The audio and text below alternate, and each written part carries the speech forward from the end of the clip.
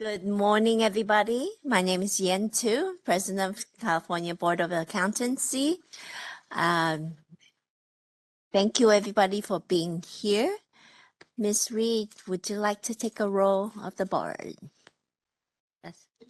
Yin Tu, Here. Christian Lotta, Present.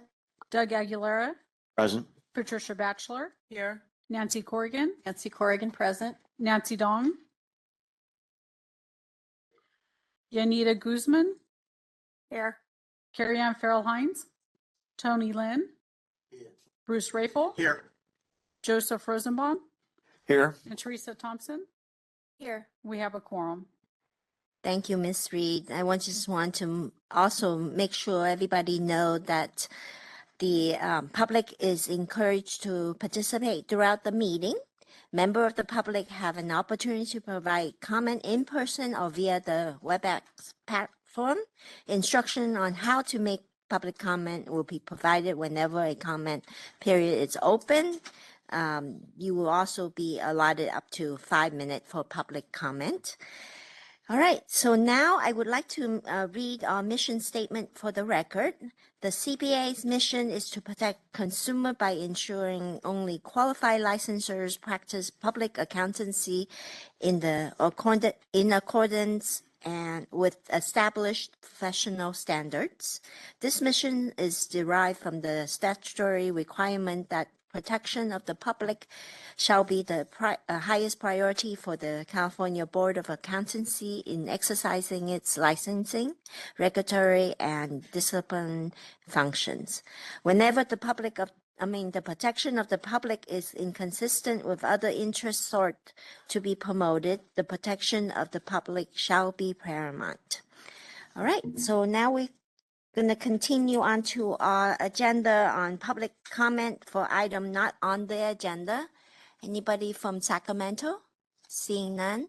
Ms. Moderator, could you open up WebEx for public comments? Certainly. If anyone would like to make a comment on an item that is not already on the agenda, you may look for the hand icon and click that to raise your hand. If you're logged in on a computer, that hand icon should be along the bottom row of your screen. If you are logged in on a mobile device, that hand icon might be behind the 3-dot other options, and any call-in users can press *3 to raise their hands. Each speaker will have 5 minutes with a 30-second warning. Are there any comments for items not on the agenda? I do not see any requests for comment. I will turn the meeting back to you. Thank you, Ms. Moderator. All right, I'm going to do a little bit out of order on the agenda, so bear with me. Just follow along. We're going to wait for the presentation a little bit later. So item 2, report of the president. We're going to go to item 2B. The committee interest survey will be used by the newly elected CBA president to appoint members to the Committee on Professional Conduct, the Enforcement Program Oversight Committee, Legislative Committee, and of course, liaisons to the Peer Review Oversight Committee and the Enforcement Advisory Committee. Included with the material is an attachment from the CBA members' guidelines and procedures manual that provide detailed information regarding the CPA committees. After the meeting, members will be receiving a link to the CPA member committee interest survey via SurveyMonkey.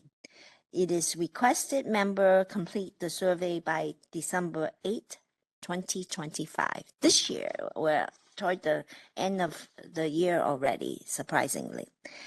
All right, that is an information item. So we are now going to move on to our item 2C, announcement of the CPA member appointed to the National Association of State Board of Accountancy Committees. Okay, here we are. This item provides member with information regarding the committee appointment with NASPA. The following following CPA member were appointed to NASPA committee.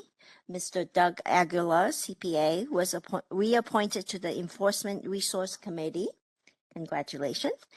Ms. Patricia Batchelor, CPA, was appointed to the Inclusion Committee. And of course, Ms. Christine Lata, CPA, was appointed to the Standard Setting and Professional Trends Advisory Committee. Congratulations again. And I was reappointed to the Legislative Support Committee. And in addition to the CPA member appointment, we're very excited that CPA Executive Officer Mr. Franzelli was selected to serve on the Private Equity Task Force, which you've been serving for a few months now. Okay. All right. Moving right along to, and I don't need public comment, right? After this, okay. After I finish all the item 2, I will take public comment. 2D is outcome of the legislation the California Board of Accountancy took on position on or monitor in 2025. It's a written report. Unless anybody have any question, we will then move to the next item, which is 2E, Department of Consumer Affairs Director's report on department's activity. Rebecca is WebEx? He is available. Ms. Gallagher, Ian, Legislative Analyst, Division of Legislative Affairs and Department of Consumer Affairs will be reporting out for us via WebEx. That's correct. And Ian, you do have the ability to unmute yourself. And if you'd like to turn your camera on, you're welcome to. I do. Hopefully everybody can see me today and hear Yes. me as well. Hi, thank you all so much. I'll be presenting the Department of Consumer Affairs California Board of Accountancy update for November 20th, 2025. Hello, good morning. My name is Ian Gallagher, Department of Consumer Affairs Legislative Affairs Division. Thank you for the opportunity to join you today. So I'll be representing the Board and Bureau Relations for their update today, and there's a few items to go over. Number 1 is the Board and Bureau Relations team. We are very excited to announce 2 new members to the department's executive team. Governor Newsom appointed Lucy Saldivar as the Deputy Director of Board and Bureau Relations. Lucy previously served as the Chief of Staff in the Office of Assemblymember Lisa Calderon since 2022 and Legislative Director from 2021 to 2022. She also held multiple roles in the Office of Assemblymember Jackie Irwin from 2017 to 2021. Lucy is a member of the Hope Leadership Institute and the California Latino Capital Association Foundation. Shelley Jones was appointed by Governor Newsom as the Assistant Deputy Director of Board and Bureau Relations. Shelley brings 29 years of experience working with boards. She has been with DCA since 2015, serving in several capacities with Board and Bureau Relations, as well as DCA's strategic organizational leadership and individual development and organizational improvement offices. Prior to joining DCA, she served in multiple roles at the Juvenile Parole Board and the California Department of Corrections. We welcome Lucy and Shelley to their new roles, and we are very excited that they will be joining and assisting our boards and bureaus, and I know they look forward to meeting all of you in the near future. Next, I would like to share that after 36 years of dedicated service at the Department of Consumer Affairs, DCA Director Kimberly Kirkmeyer recently announced she will retire at the end of this year. Director Kirkmeyer began her career at DCA as a student assistant in 1989. She was appointed by Governor Newsom as director in 2019, and within their first 6 months on the job as director, she navigated severe wildfires, the start of the COVID-19 pandemic, and transitioned the department's 3,500 employees to telework. Director Kirkmeyer would like me to extend a special thanks to you for the honor and opportunity to serve as your director for the past 6 years. She would also like me to thank you for your continued hard work and dedication to the department, the state, and the consumers of California. Your work is invaluable, impactful, and integral to DCA's mission of consumer protection, and she knows it will continue for years to come because of the extraordinary staff at DCA. Now, the next session is regarding training. There is sexual harassment prevention training. As you may remember, sexual harassment prevention training is mandated for completion within 30 days of your appointment to the board and every 2 years thereafter. On October 27th, DCA launched its new sexual harassment prevention training in the Learning Management System, also known as LMS.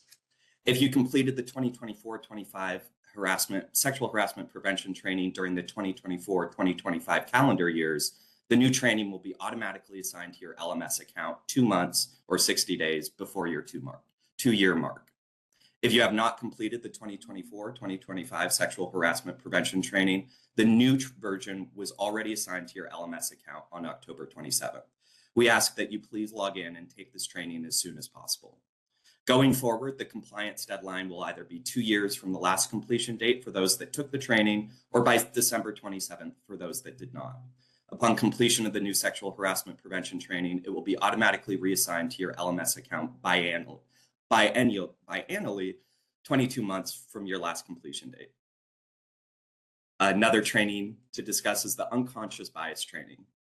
Additionally, DCA's training unit has developed unconscious bias training for board members. This training will be added to members' LMS accounts in November, as well as incorporated into all onboarding when new board members are appointed. You can find your training records under the transcript section of your LMS account. If you have questions or need assistance accessing either of these trainings, please reach out to us at memberrelations@dca.ca.gov. Now, our Promise campaign launch. Every year through our Promise California State Employees Charitable Campaign, state employees and board members have the opportunity to support the nonprofit causes they are passionate about through payroll, giving, or one-time donations. These contributions have a positive impact on our communities and is another way for DCA to show it cares for California. The campaign runs through December 31st, and DCA will be emailing information to board members this month. In the meantime, please contact Board and Bureau Relations with any questions or if you would like information on how you can give. And that's all I have. Thank you for the opportunity to join you today, and please let me know if you have any additional questions or any assistance. Thank you. Thank you for that report. Anybody on the board have any questions for Ian? Seeing none. All right, I am gonna take all the item 2 for public comment in Sacramento. Seeing none. Ms. Moderator, could you open up WebEx for comments for item 2? Certainly, if anyone would like to make a comment on any of the items in the president's report, you may look for the hand icon and click that to raise your hand. Each speaker will have 5 minutes with a 30-second warning. Are there any comments on the president's report? Do not see any requests for comment. I will turn the meeting back to you. Thank you for that.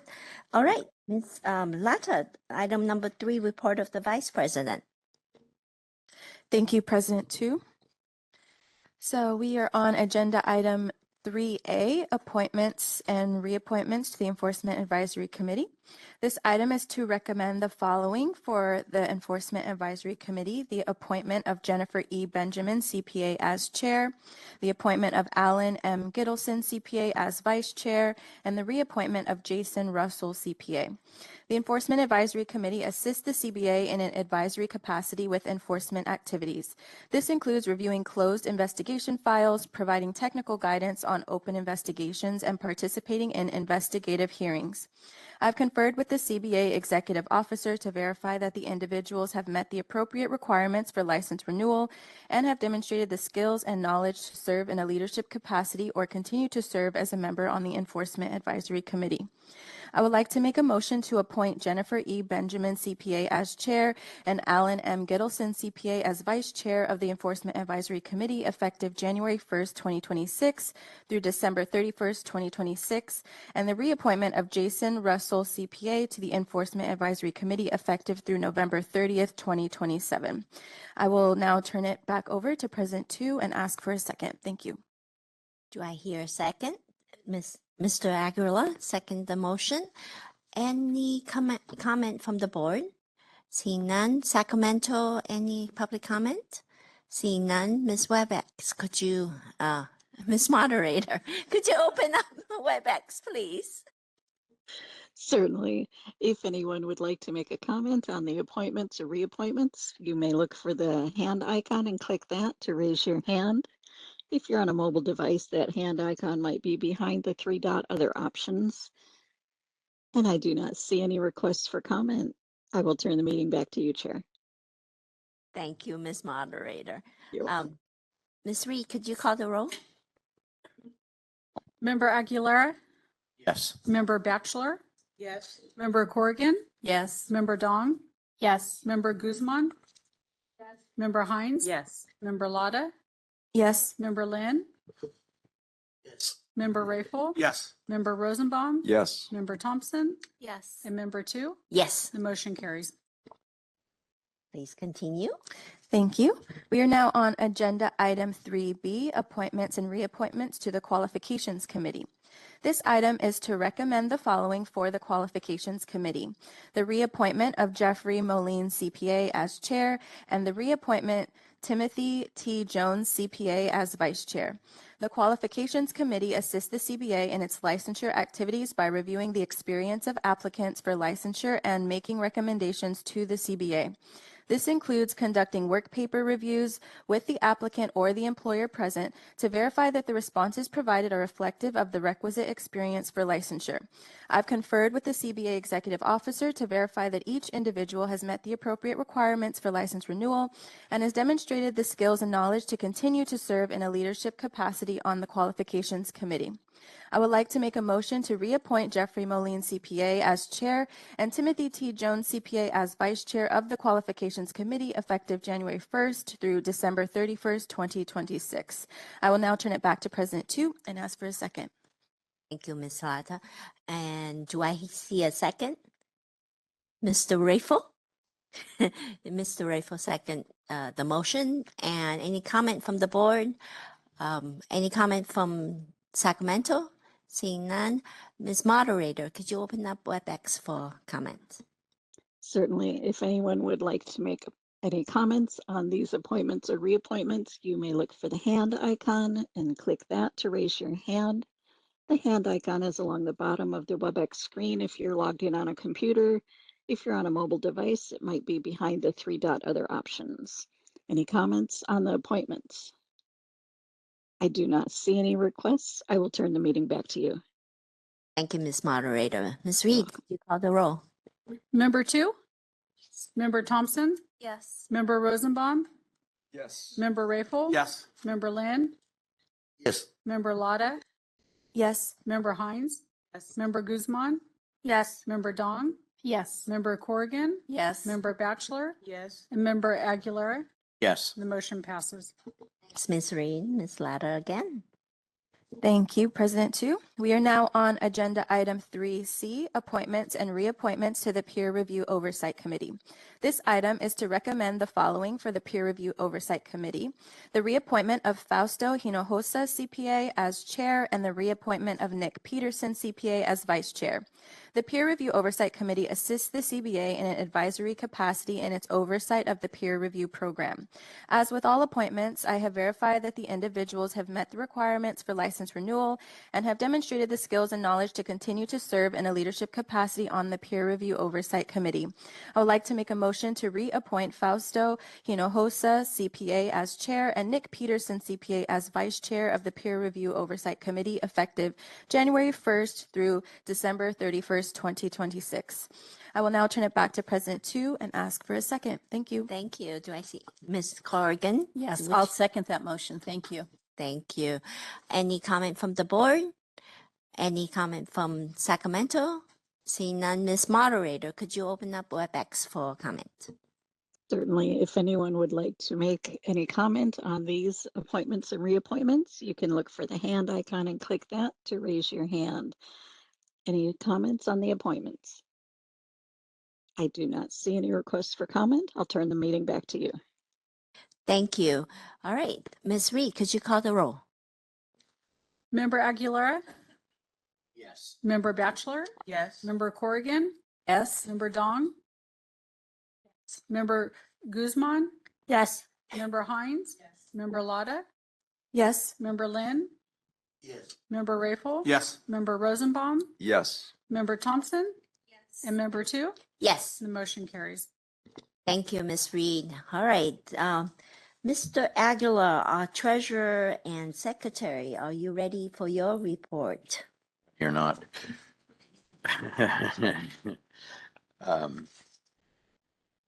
Thank you, President Tu. Provided for your review is the first quarter financial report for fiscal year 2025 and 2026, which covers 3 months, July 1 through September 30th. The enacted fiscal year 2025 budget is currently $20,183,000. Total revenue collected in the first quarter was approximately $6 million, with license renewal fees representing 75% of the total revenue. The expenditure report displayed on page 3 reflects actual expenditures from July 1 through September 30th and includes projected expenses through the end of the fiscal year. Expenditures total nearly $5.3 million and represent approximately 26% of the CBA budget. The CBA is currently projected to have a budget surplus of about 4% by the end of the fiscal year, but this will likely change as the year progresses. The CBA's fund condition, shown on page 9, is projected to have 14.4 months in reserve at the end of fiscal year 2025-2026. This concludes my presentation of the Secretary Treasurer report. I'm happy to answer and have staff available to answer any questions members may have. All right. Does any member have any question on our Treasury report? Seeing none. Let me see. Should we take a break now, morning break, or continue? Yeah, continue. All right. So we're now moving on to item number 5, report of the executive officer. 5A is presentation of the 24-25 California Board of Accountancy annual report. Ms. Pierce, would you like to report out? Thank you. I'm pleased to present the annual report. So the annual report discusses the work and accomplishments of the CBA from July 1, 2024 through June 30th, 2025 to fulfill our mission to protect consumers. You will see these accomplishments identified within the various units and divisions as you move through the report. As the reporting time frame ends on June 30th, 2025, you may notice that some of the accomplishments achieved after this date are not listed, but will be included in the next annual report. And this mainly impacts the activities related to Assembly Bill 1175. I'd like to briefly discuss some of the highlights from the report. Beginning on page 11, we included a section dedicated to the work that resulted in the 2025 CBA-sponsored legislative proposal, Assembly Bill 1175, and its advancement through the legislature. The CBA's leadership in guiding these conversations and listening to perspectives from a cross-section of stakeholders at an early stage smoothed the bill's legislative path. Highlights of the CBA budget are provided starting on page 13. The fee increase that became effective July 1, 2024 had a significant impact on revenues, as shown in the bar diagram on page 13. We included the budget allocations and a pie chart on page 14, reflecting how the budget is distributed within the CBA. A similar chart is also included in the CBA's update publication annually. The outreach section begins on page 19. There are highlights of achievements from the 22-24 strategic plan and an overview of the work done to develop the 2025-29 strategic plan. We will have a presentation shortly to discuss the strategic plan further. Also in the outreach section is a listing of all in-person and virtual outreach events with a brief description of each, as the CBA maintained a busy outreach schedule, striving to reach a larger and more diverse audience. The CBA's social media gained 4,000 followers, with LinkedIn being the most followed platform. We expanded our online presence through the production of 20 new videos, including the recap episodes following each board meeting. And now moving to the work of our enforcement division, which is highlighted starting on page 25. The enforcement division realized decreased closure timeframes for cases not referred to the AG's office, and the overall inventory of cases decreased by 70% from the prior fiscal year. Further, the enforcement division issued over 2,000 citations, with one of the top violations being noncompliance with the 2012 CE requirement. There were 51 licensees on probation, 20 probation orientations conducted, and 1 petition to revoke probation during the last fiscal year. Moving on to page 33, the licensing division. Licensing staff continued work on the proposed regulatory changes recommended by the consideration of the CPA Experience Requirement Task Force. This included replacing the professional ethics exam requirement for CPA licensure with a regulatory review course for new licensees. The division has also been working with the CE work group to recommend proposals to modernize the CE regulations. Licensing staff took the lead in the work done to develop policy documentation and propose regulatory language to implement Assembly Bill 75. And they did all this while maintaining their 30-day processing timeframes. Wrapping up, the report concludes by highlighting the work done by our information technology unit on page 43. The IT work is often behind the scenes, but they have also had a busy and accomplished year, launching online CPA firm renewals, setting the foundation for our business modernization activities, initiating the transition to credit card payments for exams, modernizing the board meeting materials on the website, and really serving as the IT backbone so we can all work and fulfill our mandate. It's been a busy but productive fiscal year with great outcomes that reinforce the consumer protection mandate. I welcome any edits from members. If possible, please let me know by the first week of December and we can incorporate those into the final version before posting it to our website. And I'd like to express my appreciation to Ms. Corrigan for sharing her suggested edits, which staff are already working to incorporate. That concludes my presentation. I'll turn it back to the president and I'm happy to answer any questions members may have. Right. Thank you for that report. And I must say, this report, the annual report, is one of the most beautifully put together I've seen in others' annual report that I have seen. It's very easy to follow. The tables were spot on and so forth. So compliment to the staff for putting that together. Any other comment from board members? Ms. Lara? Thank you, President Tu.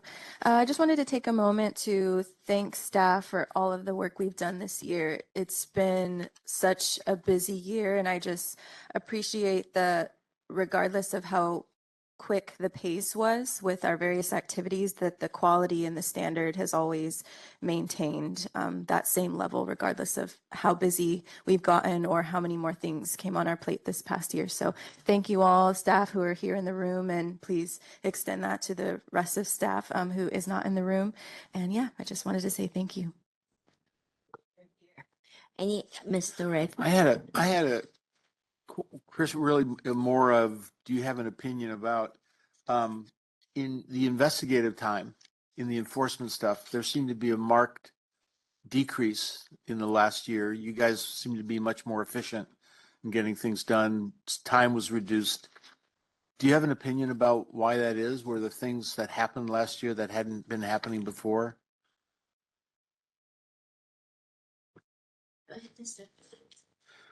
So I think one of the biggest impactors to their decreased time was just taking a lot of staff input and how we can handle our unlicensed activity related issues that were coming through. We had seen a steep or a high volume of those over the past couple of years, and we continue to work and improve on how to handle those and triage those or get compliance quicker. So since that was a lion's share of the increase in our complaints, it had a marked impact in how long it was taking us to do those, and we were able to reduce those times considerably. Any other comments or questions? All right, seeing none, thank you very much. I did notice about the decrease amount too. I was going to ask later, but thank you, Mr. Rick. All right, we are going to move on to 5B, update on strategic planning activity. Cheryl Oakman, would you like to do the report?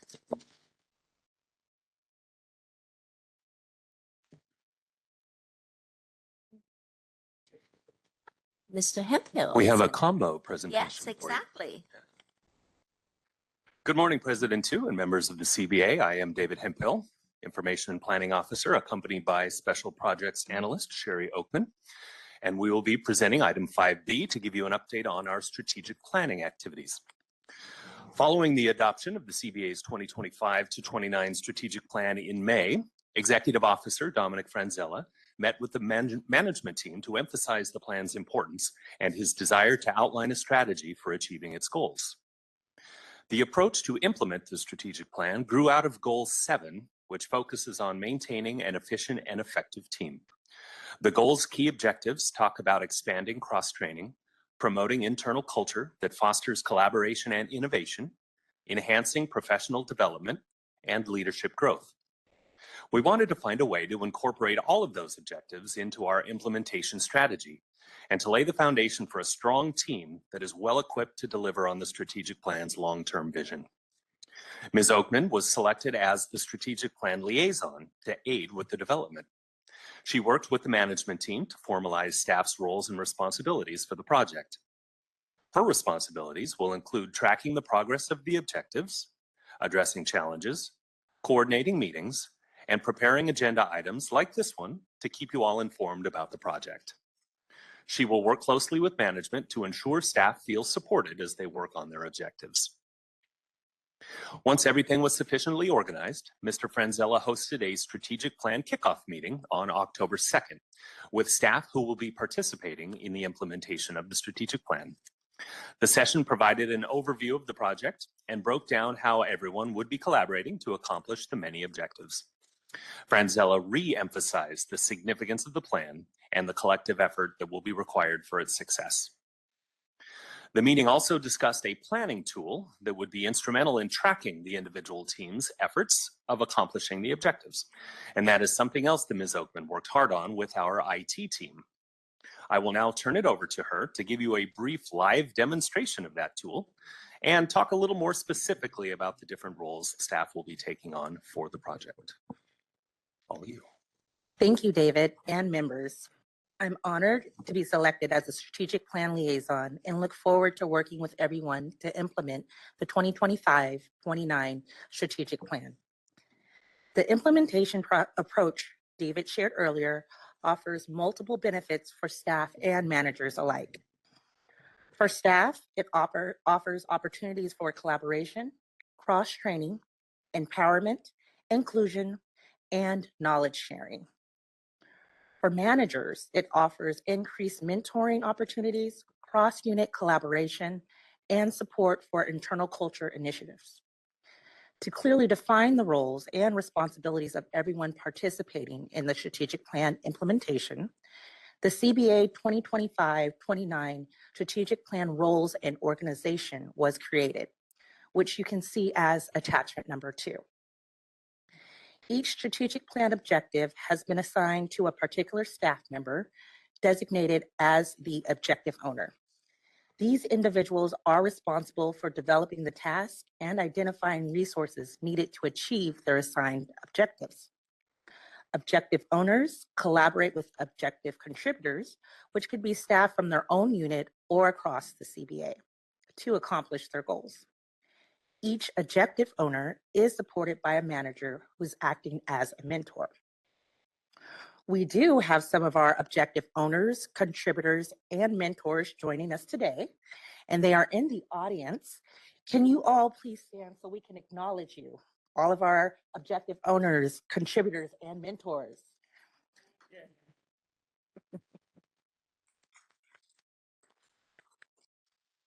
Thank you all.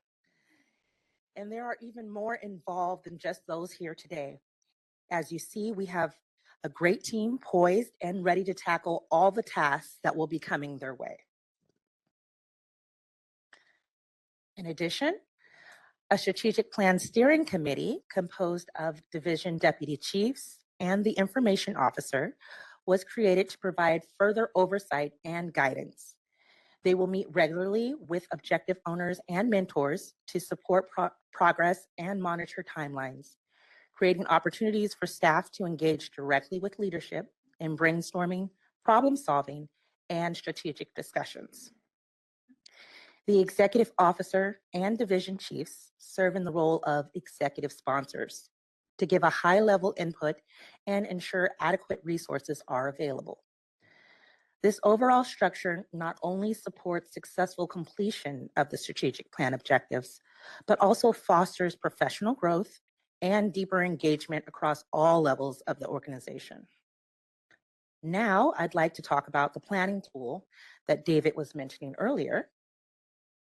In collaboration with information technology specialist Alan Taylor, an internal online planning tool was developed to help projects stay on schedule and within scope. Referred to as STAN, this platform will help staff create, organize, prioritize, and track objectives and related tasks. If you could please direct your attention to the screen, I would like to introduce you to STAN. All right. At the home screen, staff can access links to the actual strategic plan, as well as Mr. Franzella's strategic plan kickoff meeting presentation. To the left, you will see the 7 goals of the strategic plan. Embedded in the 7 goals are the 34 objectives. For the sake of time, we will dive into goal 7, organizational effectiveness. As you can see, STAN is designed to mirror the 2025-29 strategic plan outline. You have the goal, goal 7, organizational effectiveness, its definition, develop strategies to maintain an efficient and effective team, and the objectives that support the goal. Let's use objective 7.1 as the example. The objective continues to highlight the main focus with the statement displayed. Expand cross-training to enhance staff versatility, improve service continuity, and ensure operational resilience across all units. Each objective will have an objective owner and mentor assigned to it. Once assigned, the objective owner or mentor will receive an automatic email notification informing them of the objective and a link for them to view it in STAN. Objectives also have start, due, and completion dates. Within each objective, the owners can create and assign tasks.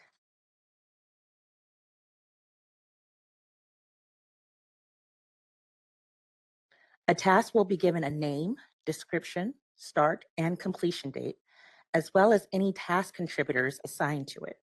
Once assigned, the task contributor will receive an email notification informing them of the task and a link for them to view it in STAN.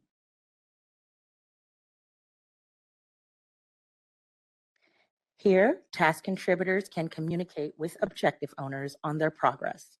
Once again, email notifications will be sent when things are updated in STAN.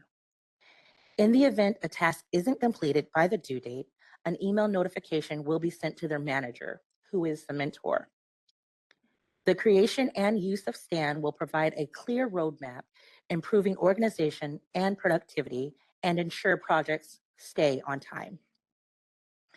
Additionally, a new resource page has been created on the CBA intranet to provide staff with access to planning tools, STAN, the 2025-29 strategic plan, and other reference materials to assist in implementing their assigned objectives. I hope that gives you a good idea of what we'll be doing here behind the scenes, and I'll now turn it back over to Mr. Hemphill.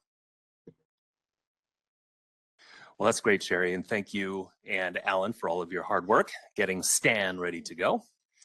So our plan is for progress on the 2025 to 29 strategic plan to be reported to the CBA annually, probably in November, or as requested by CBA leadership. Down the road, the option remains for the plan to potentially be updated during its 5-year cycle, if needed, to address new priorities or emerging trends, assuring it remains aligned with the CBA's mission and goals. Well, that concludes our presentation on this agenda item. We'll now turn it back to President Tu, but we're happy to answer any questions you may have. Thank you. All right. Thank you very much for that presentation. Any comments or questions from the board member? Ms. Lada? Thank you, President Tu, and thank you, Ms. Oakman and Mr. Hemphill for that presentation. I just wanted to say I really appreciate the thoughtfulness that went into the approach for managing the objectives, the objective owner and mentor seems very detailed and will ensure that we're consistently making progress on these objectives. So I really appreciate that approach. And then I wanted to also ask again, what is SCAN? I think if I missed it, I apologize. Is that just like an internal website we've created for the purpose of managing the strategic plan? Yes, that is correct. It is an internal project manager. So thankfully, we have an awesome IT team that has custom built basically a Microsoft planner specifically for our needs. So it is going to track all of our objectives and the tasks to achieve those objectives in-house. And we'll have notifications automatically sent to staff members. Thank you. Really excellent work. I believe it's named STAN, ST for strategic and AN for the end of plan. Everything we have on our internet has these fun nicknames, usually named after people. Don't roll your eyes, Dominic. It's a fun part about working here. So, Ms. Pierce? Yeah, AN for plan. Yeah, I was just going to provide a little bit of explanation on the name Stan. We have Bob, we have Pearl, we have Pixie, we have Sammy. We've got, several different names for the various IT systems. And Alan did a great job on establishing this, and Sherry working on the project. I just wanted to recognize Sherry for all of her hard work. And really kind of taking the lead on this and corralling us and keeping us on track as well. And that's one of the reasons she was selected for this position, one of the reasons that we wanted her part of this project. So thank you, Sherry, and thank you, David. Sherry, I think they also selected you for your beautiful smile. I mean, you shine the room up. So, and on that note, I also wanted to acknowledge all the owners of the tasks that are here in the room, taking the time out of your work day to come and let us meet you, and also just being here. Thank you for that. Anybody else have any comments? All right, I'm going to take public comment for item 5A and B. Anybody from Sacramento? Seeing none. Ms. Webb, are we moderator? Are we? Oh, good. Ms. Moderator, would you take public comment for 5A and B? Certainly. If anyone would like to make a comment on the agenda items, you may look for the hand icon and click that to raise your hand. And if you're on a mobile device, that hand icon might be behind the 3-dot other options. Are there any comments?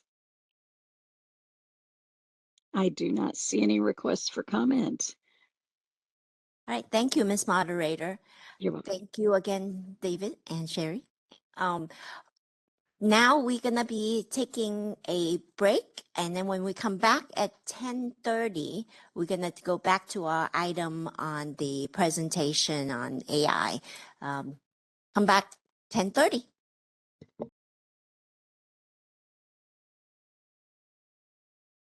All right, we're gonna go back to our agenda, item 2A. This is the presentation regarding artificial intelligence. We have two guest speakers here today, and the first one is Mr. Richard Jackson. He is with Ernst & Young, America's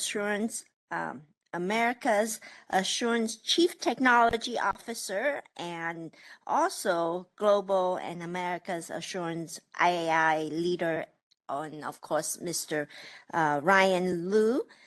He is the Assurance Service Partner and West Region Assurance AI Leader. You are now on, gentlemen.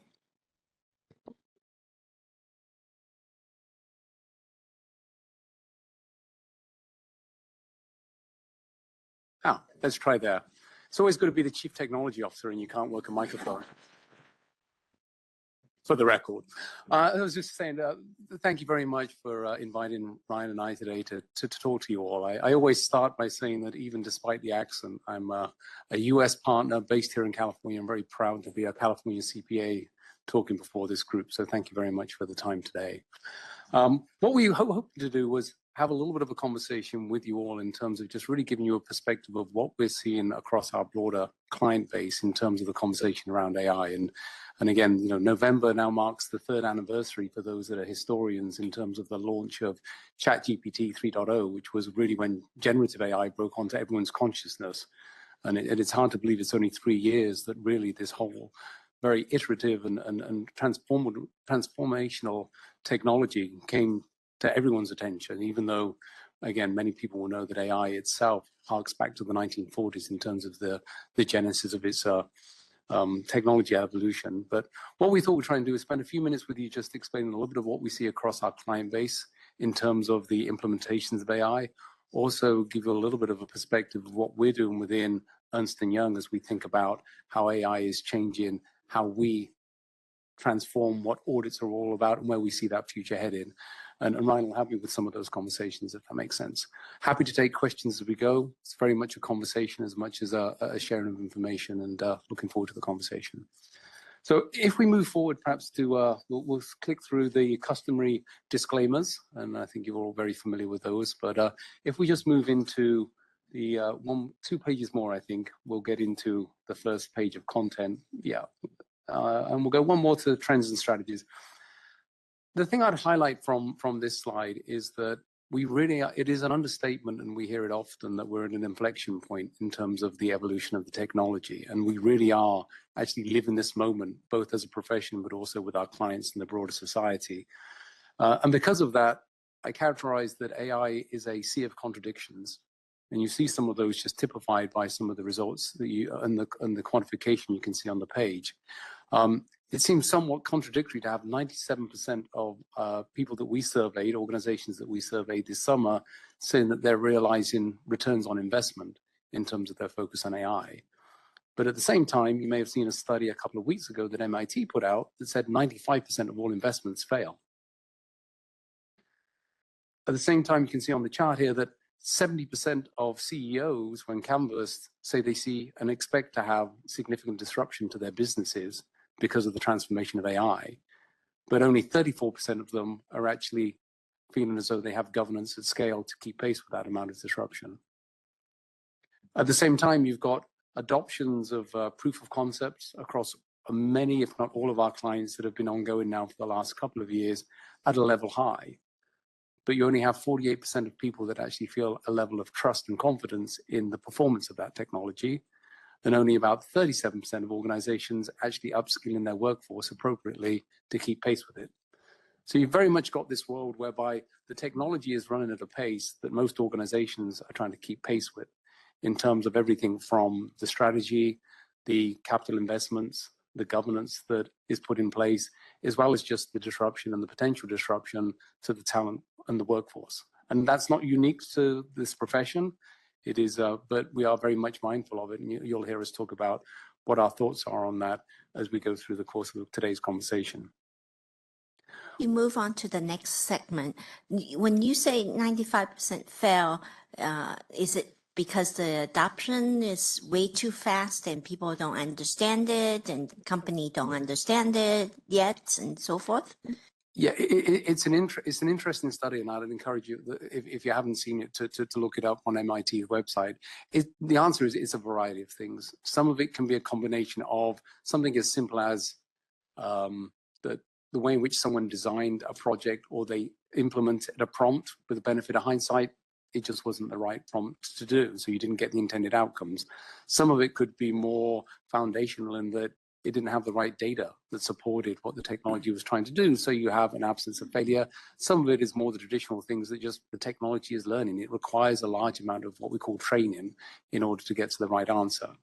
I think the other thing that's interesting, though, is one of the things we've seen with this technology is the costs are coming down significantly. And so, and again, many of you may have heard of, very general purpose tools such as Microsoft's Copilot 365 or Alphabet's Gemini Notebook LLM, where you have these technologies now that any individual can have literally on their phone. And so the cost of experimentation at the same time has come down significantly. So one could ask the question, if the cost of experimentation is marginal or nil, does it matter that 95% of those experimentations fail? If you only need 5 of them to actually return the investment that you put into it. So I think it is a very thoughtful and provocative study, but I think the answer to it is that there's not one simple answer as to why it fails. And again, I think you'd even ask the question of, does it matter if they fail, as long as you're getting enough of a return and enough of a learning and an output from the 5% that succeed? So, but great question and a very live debate that most organizations are having. The other piece I'd call out from this slide is that there's also an inherent contradiction in terms of there is significant optimism about the possibilities, but at the same time, and again, we'll talk more about the risks of AI, but there is a balance to that optimism of the new threats that come with AI. I think many people will be familiar with things like the concepts of bias and of transparency, of opacity of the processes, the auditability, to bring it back to the profession concerns. But one of the new threats that's very much come to the fore is the concept of cybersecurity risk.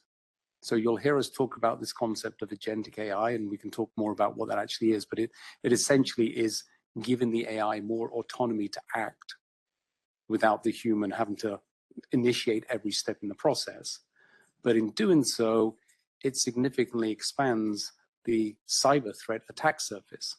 And again, I'll point you to anyone that didn't see an announcement that Anthropic, one of the leading AI companies, put out last week.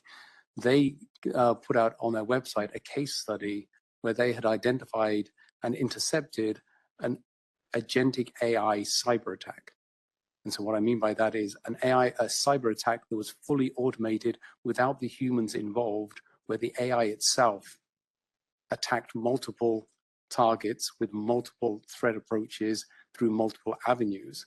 And so it becomes an AI arms race, because the only way in which that cyber attack could be identified and mitigated was through AI itself. So it is both a fascinating and terrifying case study that if you didn't see it, I'd encourage you to look at. And it is a sign of some of that again, tension in the system of all of the opportunities of AI, but also at the same time, some of the threats that come with it. And then I think the last piece I'd mention, and it kind of goes to some of the themes you see at the top of the page here, which is that we are seeing a broad recognition, in spite of all the contradictions I mentioned, we are seeing a broad recognition amongst our client base that AI is not a technology issue. It is very much an issue around a fundamental business strategy and how organizations think about what their strategies are and how they execute against them. It is also about aligning those strategies to the operational models that they're putting in place. It aligns to issues of talent and workforce management. It aligns to capital allocation questions. It aligns heavily to risk management and the pace at which organizations feel as though they can proceed relative to the quality of the governance that they have in place. And again, people have heard me talk before in other forums about the fact that I always analogize, I apologize, but I analogize to a car and the idea that in a car, you have an accelerator and a brake. And the faster you go is partly a function of how good you feel about the quality of your braking system. And that it is hard. It's one of the tensions around AI, in that organizations that need to move fast need to have good braking systems in place. Otherwise, we all know what happens. And the speed at which you can go has to be directly related to in our world, the governance, the controls, and the constructs that you put around that in terms of how fast an organization can go in its implementation. And again, we're very much living that at Ernst & Young. We can talk a little bit about what that looks like in our world. Perhaps if we move to the next slide, what I'll talk about is, I mentioned the business strategy and where organizations are. I think at its simplest level, where we see most organizations is in this box one, which is ever since the focus on generative AI and again, what that tactically meant for a lot of organizations was somewhere from the board through to the C-suite, there was a charter to every part of the organization of tell me what your AI strategy is. And what that translated it to, at least for the last couple of years, is a big focus on productivity, on individual use cases of how can I take things that I currently do, and now how can I do them with AI? And that's very natural, makes a lot of sense. It has the benefit of creating short-term productivity savings as you then automate those technologies. But what it doesn't necessarily do is lead to that broader-based disruption and redesign and reimagining of business process. And it doesn't necessarily lead to that opening up the capabilities of new products, new services, new markets, which is the holy grail that most organizations are trying to seek as they look to these technologies and really try, how can the technology help the human do something that the human couldn't do before? So at its simplest level, we see most organizations at the moment focused very much on one, a smaller number venturing into that box two as they start to get increasing amounts of identification of new business processes, but most are aspiring to that version 3, which is how do you think about fundamentally something very different. You'll have read potentially some of the hyperscalers have come forward with their versions of that box 3. Microsoft have been talking very openly. It's been their Ignite conference this week in San Francisco. You'll have heard them talking about their vision of frontier firms. That's their version of this reimagining of an organization that is not humans using technology, but rather processes being led by the technology with humans at the right place for control purposes, for decision making, but a fundamentally reimagining of how an enterprise or organization works. You can begin to imagine in our world as assurance providers and auditors, we're very much thinking not only about the short term today of how we think about some of those use cases, but also how do we begin to prepare for the reimagining of a fully automated end-to-end AI-enabled organization that's in that box 3. Again, we'll talk a little bit about that as we go through the conversation today. Moving to slide 6, just to underscore a theme you've probably heard me allude to a couple of times now. AI itself and the adoption of AI is proven to be an area where even though the technology continues to get better every single day or every single week goes by, the hyperscalers, the developers of these large language models are bringing out new and iterative versions of the technology, and it continues to get better. But the quality of the technology is already today good enough to exceed, in many cases, at least match what the humans can do, and when combined with the human, can actually outperform the human without the technology. The biggest challenge that most organizations face around the speed with which they can adopt, besides what I mentioned a few moments ago in terms of risk management, is the human. And it's the human's willingness to adopt the technology, to actually see it as something potentially that is augmentative to their experience versus a threat to it. And I know some of the questions, we received ahead of time was this question of how should we think about this within the profession? How are some of our younger professionals thinking about the question of will this displace their jobs versus will it supplement their jobs? I would posture that part of this is how the organization actually thinks about the technology itself. In that when you introduce the technology to the workforce as something that helps take the toil out of the day jobs and actually releases their capacity to do the value add and the insightful areas. And again, I'll bring it back to the world of auditors where our ability to bring our professional experience, our professional skepticism to the table and be supplemental to the technology, then it's seen as something that they embrace and they thrive on. When it's seen as something or positioned as something that's going to take away jobs, human nature kicks in and the human recoils against the technology. That's very much the tension that a lot of people see. Bringing it back to the return on investment question, what we do see, as you can see on the chart here, is that when people meaningfully think about this not as an IT issue, but rather a business and a human capital strategy issue, you get exponential returns. And that's very much the learning and the experience that a lot of organizations are going through. Question, comment, discussion item. So I know it's framed frequently that folks are resistant to AI because, they're afraid of it and they're worried, because of sense of self-protection, defensiveness. But there's also a distrust and a lack of confidence. It's new, it's, hard to understand, it's unknown. Yep. And also, as using your analogy to a car, it's not just that the braking system has to engender confidence. The braking system doesn't exist.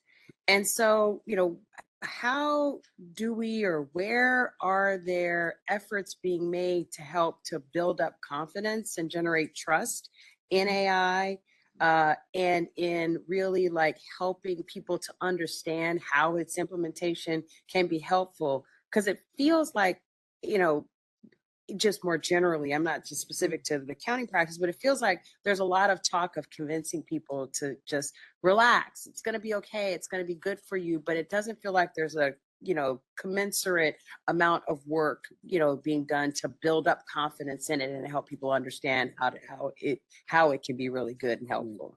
Absolutely. I'll give you the example of what we're doing at Ernst & Young, which I actually do see mirrored in a lot of organizations. So one of the things we did was, I mentioned Microsoft Copilot 365.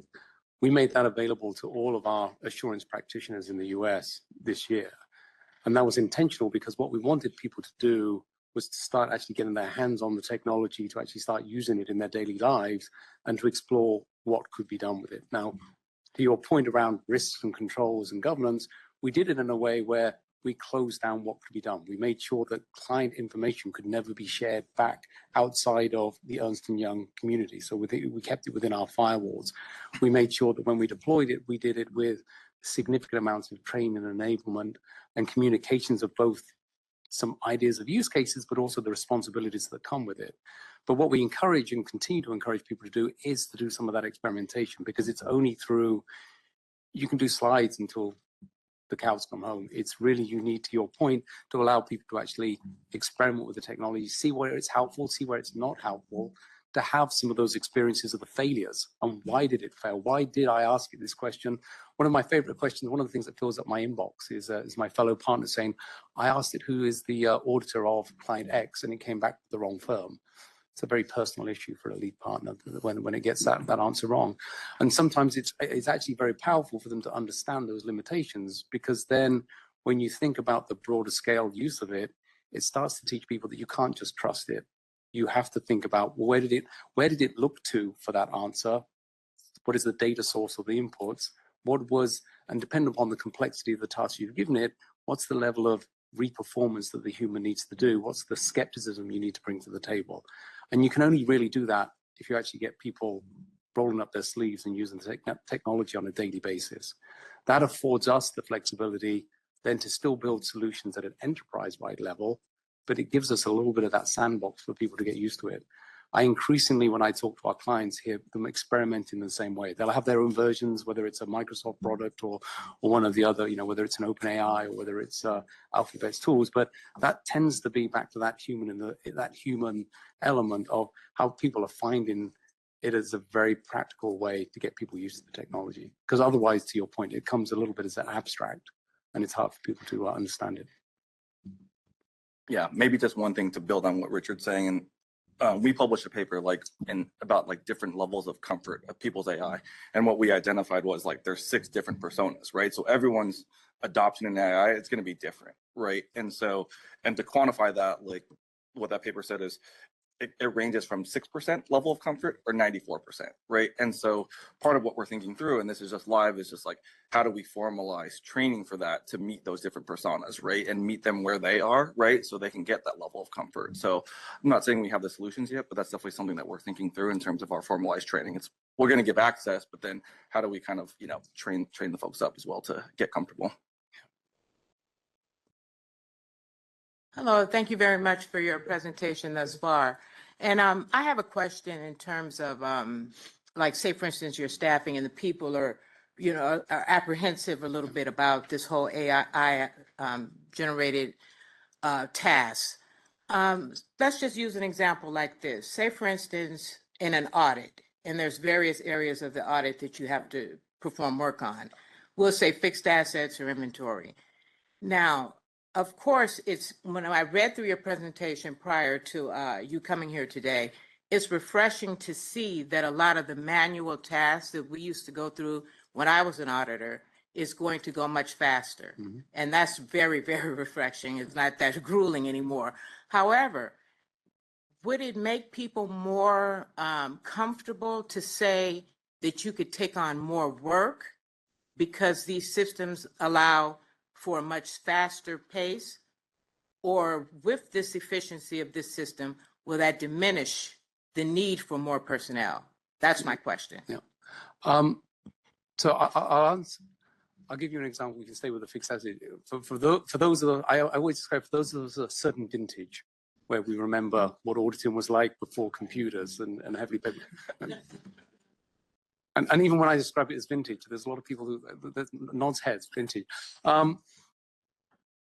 To this day, there is still a large element of what is involved in a staff or an associate's early career of just moving data from one place to the next, whether it's taking information off an invoice putting it into a spreadsheet, whether it's taking information from one spreadsheet and reconciling it to another spreadsheet. And so to your point, there is this layer of work, of toil, where when we think about the power of AI at the moment, it's to displace a lot of that activity. What that means is it creates the capacity or the time for people to, first of all, not necessarily do more work, but a different type of work, because then it releases their individuals' capabilities to start saying the so what. So now that I've looked at all this information, what should I take away from it? What should I discern from it? How should I challenge it? Where at the moment, a disproportionate amount of their time is just in the preparation and the aggregation of the data, which is not where the value adds. We've been working heavily in data analytics for the last several years. Well, that data analytics is fantastic in that we literally analyze billions of lines of information from our clients. But the challenge is you sometimes get so lost into the detail, you can't stand back and say, so what should my takeaway, whether it's the risk assessments or the conclusions in the everyday auditor's job. That's where we talk about being able to reskill and reorientate from the earliest stages of our professionals, their ability to go do those things. That's why it comes back to the level of energy that they have, because that's where they see not as a threat to their job, but rather, thank goodness, finally something that takes me away from the daily churn. Now, at the same time, we do recognize, and we've all seen this in the profession, there is significant pressures in our business. It is, we've all worked long hours, compressed timescales with deadlines. There is also that ability to talk about what we call thrive, the ability to now have a different conversation with the workforce around that this isn't just a volume based. This isn't just about working those very long hours in the busy seasons or right up to a deadline. It's actually a reimagining of what the workplace experience is. That's why we're very bullish in terms of the opportunity to bring this into the workforce.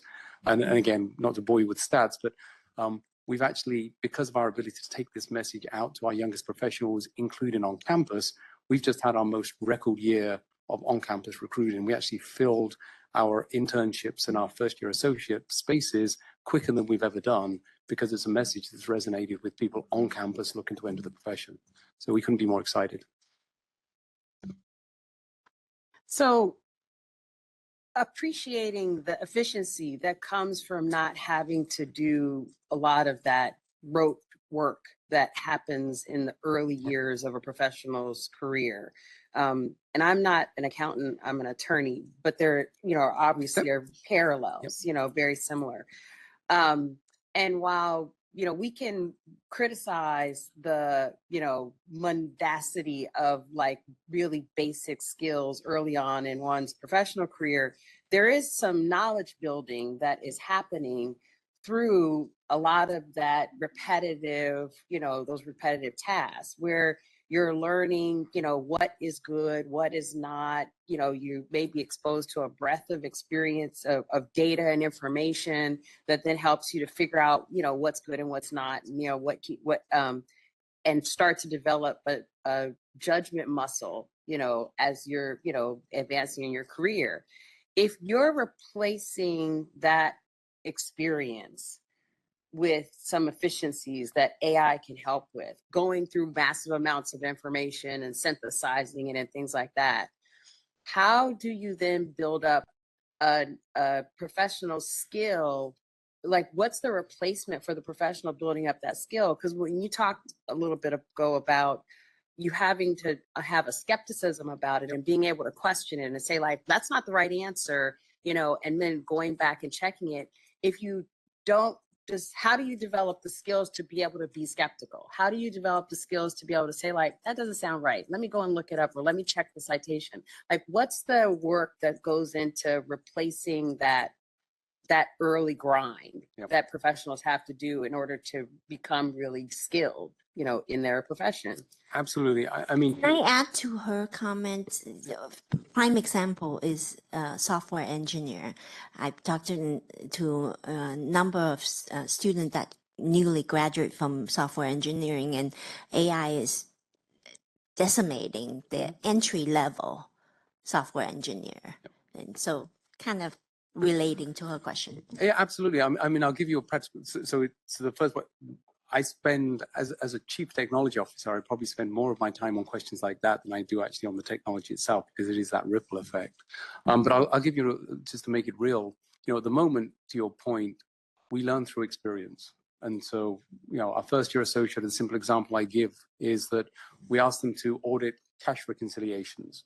Now, at the moment, our historic model has been you have to do that on a certain level of repetition and probably over a number of years and number of audits before we consider you to be a master at that. Then you can progress to the next stage to now supervise someone else who does that work. What AI gives us the ability to do is to compress that learning curve. Because so to your point, it's about being able to say, do you really need to do a cash confirm 4 times a year over 2 years before we consider you a master at it? Probably not. And probably it doesn't have to just be through the live experience of doing it in an audit, but rather now the ability to build simulated experiences. And so one of the things we're actually developing, and it's a multi-year journey, I'll be clear, to reimagine what talent development and talent learning looks like, but now with technology. So to the point where we're actually, and excuse me if I go down a nerdy rat hole, I love this stuff, but our ability to build simulated experiences of what an audit would look like with what's called synthetic data, the ability to build out an ecosystem of a client's financial systems and processes that you can now put a trainee into and say, now do those experiences in a simulated experience, where not only can you learn much quicker, but because of the level of detail and data we've got, we can actually now see how Dominic performs in that situation versus yourself, because perhaps your training needs will differ based on your personality and your skill sets, and you'll progress at different speeds. So our ability to think differently about that development model and the apprenticeship model that we, whether it's in the legal community or in the accounting profession, we've always thrived on. I mean, that's foundational, but now we're reimagining it differently. It is an area of significant focus for us. It is an area that we will continue to lean into, because as you can imagine, the speed of the technology disruption is coming that this is not a 5 or a 7 or a 10-year issue. It is, I measure that pace of change in quarters, such is the speed. So. Another question, please. Let's talk about field work. Sometimes you can find some of your greatest findings is being out there in the field. And then it also helps as like a consulting engagement too, where you can help clients correct things while you're out there. How would that work with AI? Do you see AI as being no need for field work anymore, or their staff has to be in the field? Because but the reason I'm bringing this up is because some of the anomalies that I have seen in the past came just from interviews and walking around and looking at the organization, getting a feel of the internal controls, how it flows and different things like that. Sometimes the human eye and talking has to be a part of that. And then AI in terms of actually doing the work itself, the testing and the controls, that's great, but you still need that human contact. Will that still be going on, say, for instance, with your auditors? Yeah, many of us have bemoaned over recent years that it's too easy for people to just sit in front of their computer and to do those interactions by email or through any other messaging. So the simple answer is, it actually is going to underscore the importance of the human interaction and the in the field, on the boots on the ground presence with the client and with the auditee, simply because what we're going to do is change the way in which that interaction is grounded. And then what it's going to be is the ability, I mentioned data ingestion, the ability to ingest all the data to help the AI get to all of the anomalies is still going to require the human to then say, well, so what? So if those are my anomalies, if those are my things I need to follow up on, now let me take those to the human, the client, and have those conversations real time. To your point, that's when you surface, the areas of judgment, the areas of estimation. I think it's also a significant opportunity to move to areas of risk. We talk a lot about risk assessments and the importance of risk, risk within the context of the audit, and the ability to move from a sample-based approach across areas of the audit to where you're actually consuming the entirety of the data, and then to use the anomalies within those populations to take you to where the risks are. To your point, now you're having a conversation of, not just something you happened upon in a sample, but rather there was a reason why it surfaced. There was a reason that it was an outlier or it was anomalous to the pattern. And that's where you have to have that human-based conversation. Thanks for your presentation. Thanks for your time being here. And so what I'm thinking is I would want it to crunch all that data, and then I would ask it, give me 5 questions to ask the sales manager. And I'd see if those are okay and go and ask those questions to the sales manager. And presumably those would be 5 very good questions, maybe better than I would be able to create myself. I'm thinking you must have hacked into my email. So I'll give you a real life example of so a member of my team is currently working on a project where I'll go back to this data analytics that we've been working on for over 10 years. We process 1.1 trillion lines of client data globally a year, to give you a sense of volume. But one of the things we're working on at the moment is how to get through that level of volume of information, but now put the AI over the top of it to get back to so what should be the questions I ask out of that? What should be the so what factor? How do I think about whether or not those anomalies, those patterns were affirmative, or should they give rise to risk? And that ability to distill all of that volume of information into something that helps guide the human. Again, it doesn't replace the human. It doesn't negate the human's responsibility for challenging whether or not those are the right questions, whether or not those are the right takeaways. But then to your point, to then take that back to the human on the other side of that conversation and drill into those is absolutely where we believe the technology can take us. I'll just move through a couple of slides just in the interest of time, because I think we're covering on a couple of these. Risk management, risk levels. I talked a little bit to the cyber, so I won't drain this bit. But again, I think when you think about our responsibilities as auditors and as a profession, it's about recognizing that there is not just the risks that we've heard about, thus far, transparency, bias, opacity, auditability. It's also the even more risks that get introduced through the level of autonomy that technology will have. And so again, without risk of going down a rat hole, this concept of agentic AI is all based on the ability to have these individual agents or bots working with a degree of autonomy within an environment connected through AI.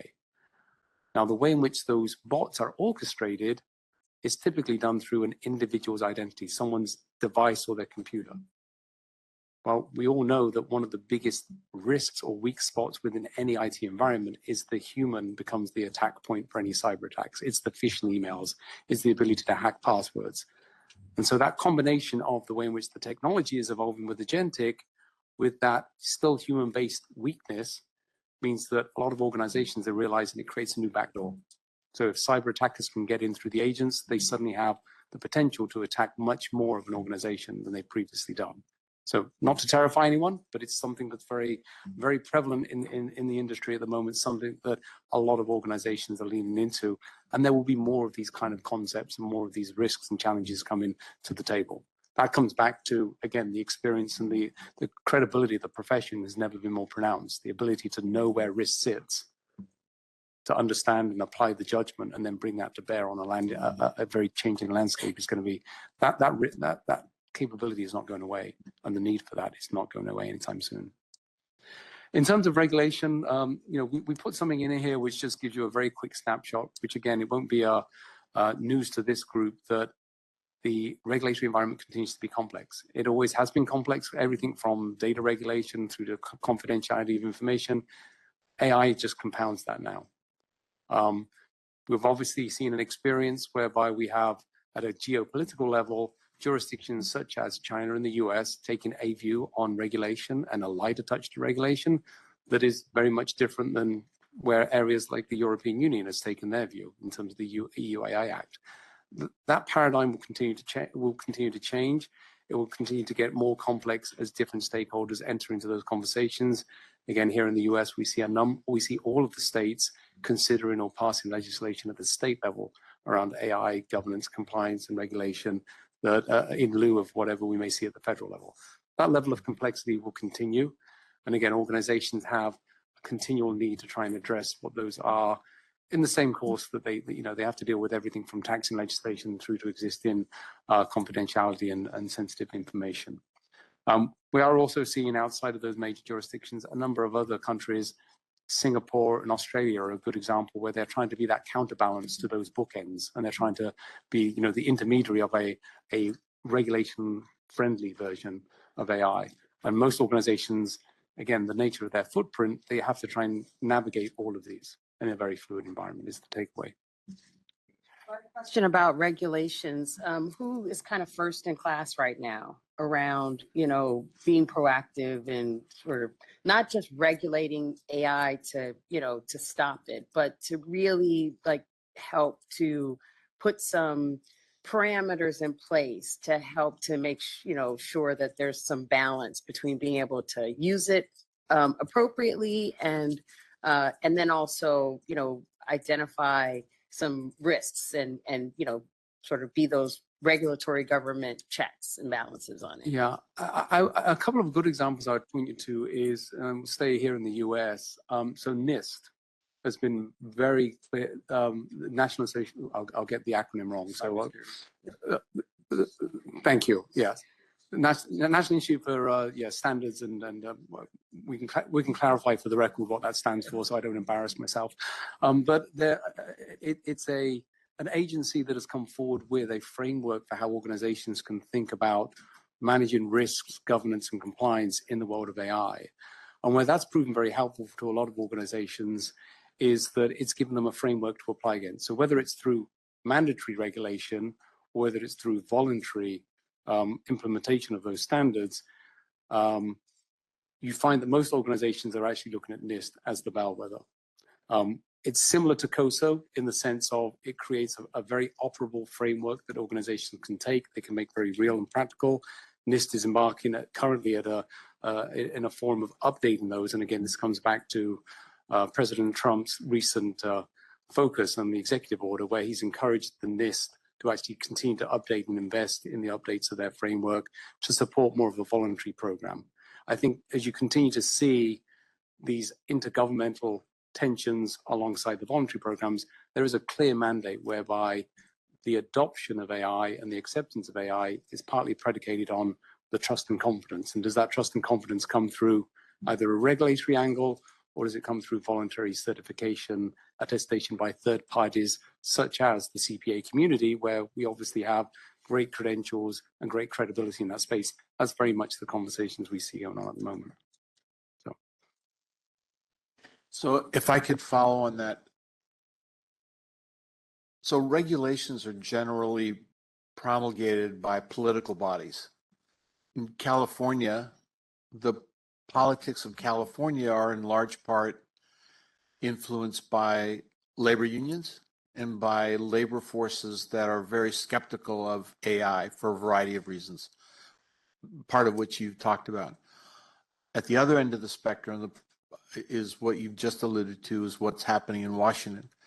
It strikes me as I'm reading the newspaper, and I'm not a CPA, it strikes me as I read the newspapers that what the state of California wants to do in terms of regulation, and I think Senator Wiener had a bill to deal with it, is very different from what Washington wants to do. So in large part, the ability to regulate AI is based on the politics of whoever's in charge. Do you have a sense or opinion about what the better way to go is? We try to leave it to the legislature, whether at the state or the federal level, to determine whether and how there should be regulation.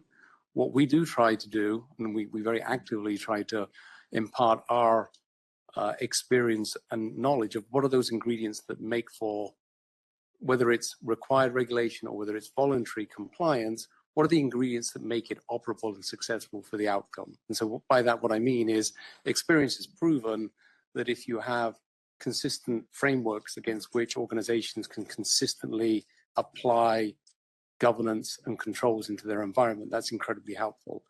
If there are standards against how that can be measured, that is foundational to being able to benchmark one organization against another. If you have independent and objective verifiers from outside of the organization itself, that can contribute to the trust and confidence. When you have clear standards around the capabilities and qualifications of those verifiers, that's absolutely an important ingredient to make sure that what is being delivered is fit for purpose. And when you have the appropriate level of transparency around what that work involves and the ability to compare what one person's piece of work was through an external report against another, is absolutely, from the consumer, from the user's perspective, what they need to understand so that they know what they're being told in terms of the outputs and the quality of the AI, but as importantly, what they're not being told. Those are the ingredients that we try to make sure that the legislators understand, and then we defer to them whether or not that should then be done through more voluntary programs, such as we hear from the administration at the federal level at the moment, or whether that's done in different ways for some of the states where they're looking to make that more of a regulatory requirement. That's actually a really great segue to the next slide, which I won't spend any time on other than say, this was a white paper that we put out over the summer. We actually did it with the ACCA, which many of you know is a kind of a European-based but global professional organization, where it spoke to the value of third-party independent and objective verification of AI at organizations as a way of accelerating or speeding up the adoption of it, and doing so in a way that was supportive of the consumers or users of that technology.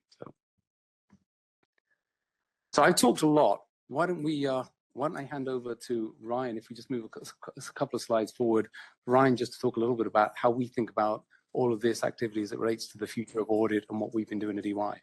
Sure. Yeah, thanks, Richard.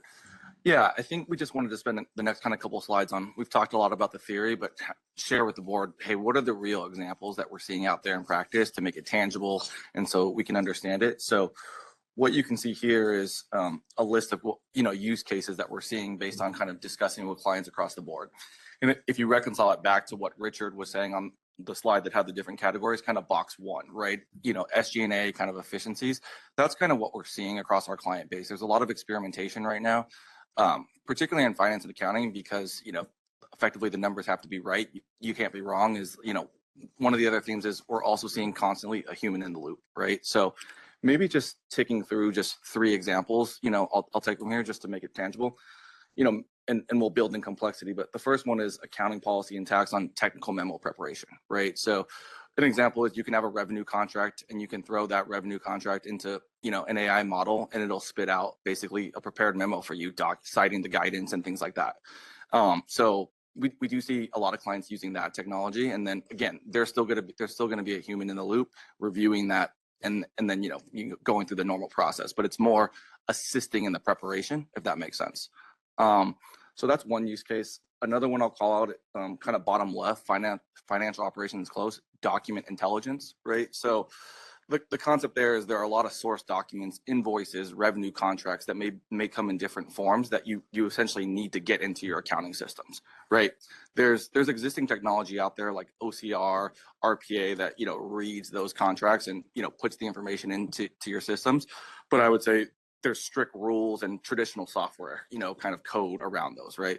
What we're seeing now is, the technology is evolving. So, they can now read those contracts and input that data into the systems, right? Without a human.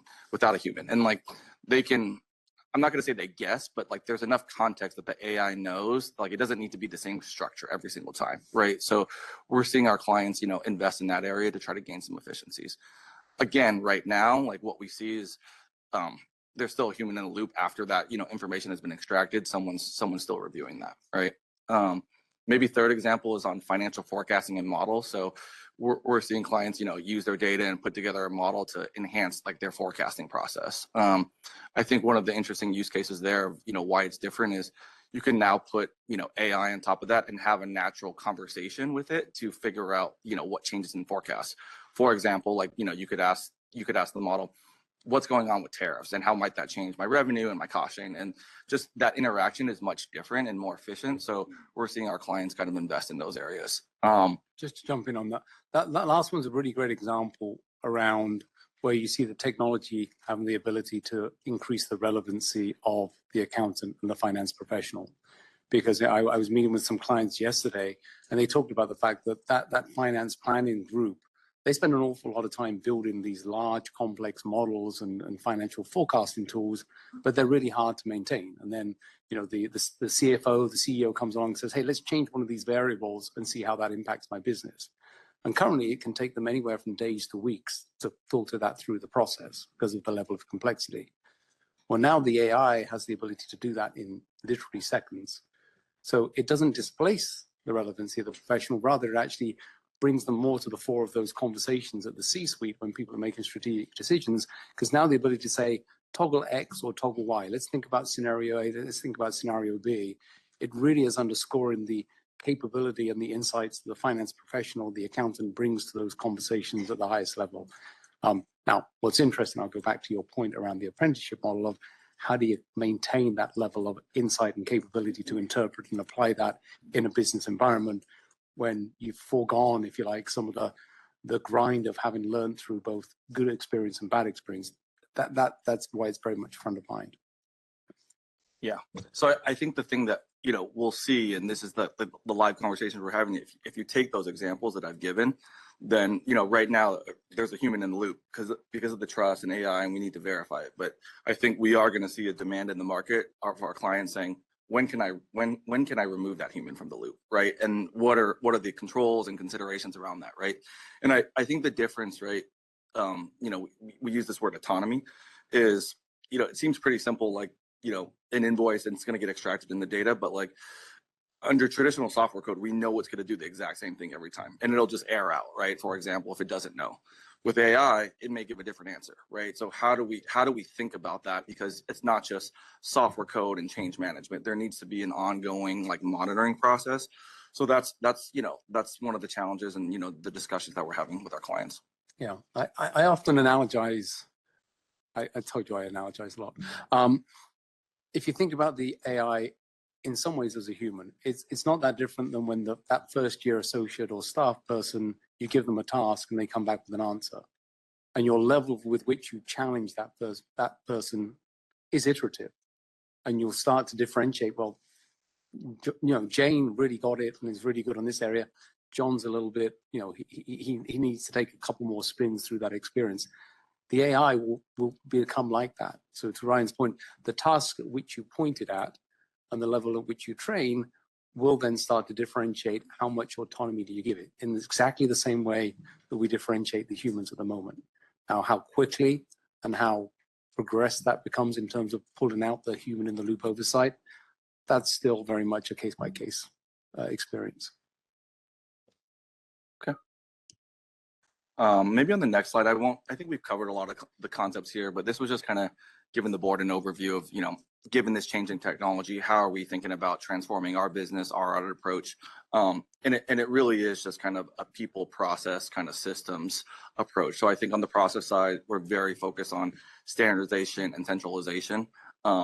We're making significant investments in technology as well for the reasons that Richard mentioned before. Is like, I think one of the things that we're excited about is moving away from a sample based, and, you know, like hopefully it's all good, but to have the confidence to say, hey, we're going to analyze 100% of your data. You know, our opinion's not going to change, but our level of confidence in the ability to utilize technology to kind of give that reasonable assurance that we're looking for, it's going to increase.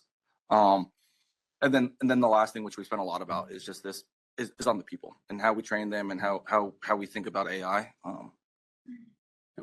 The other thing I would add just here is, I think hopefully you all saw last month we announced our PCOB inspection results for our US practice for our most recent inspections, which was our best ever inspection rates in over, I think, 10 to 15 years. A lot of that was built upon the standardization that we have done and the simplification of our audit approaches and our methodology. One of the things we're excited about is our ability to now add to those improvements and enhancements that we've made with the AI is how we now sustain that level of quality going forwards. So for us, a lot of the use of this technology and the AI in our plans for the audit, while productivity will be an outcome, it is not the primary goal. It is absolutely about the ability to sustain and improve the quality that we've achieved to date, and to do so in a way that is very much around helping our professionals thrive. Sounds good. And maybe I'm gonna call a quick audible and go 2 slides down.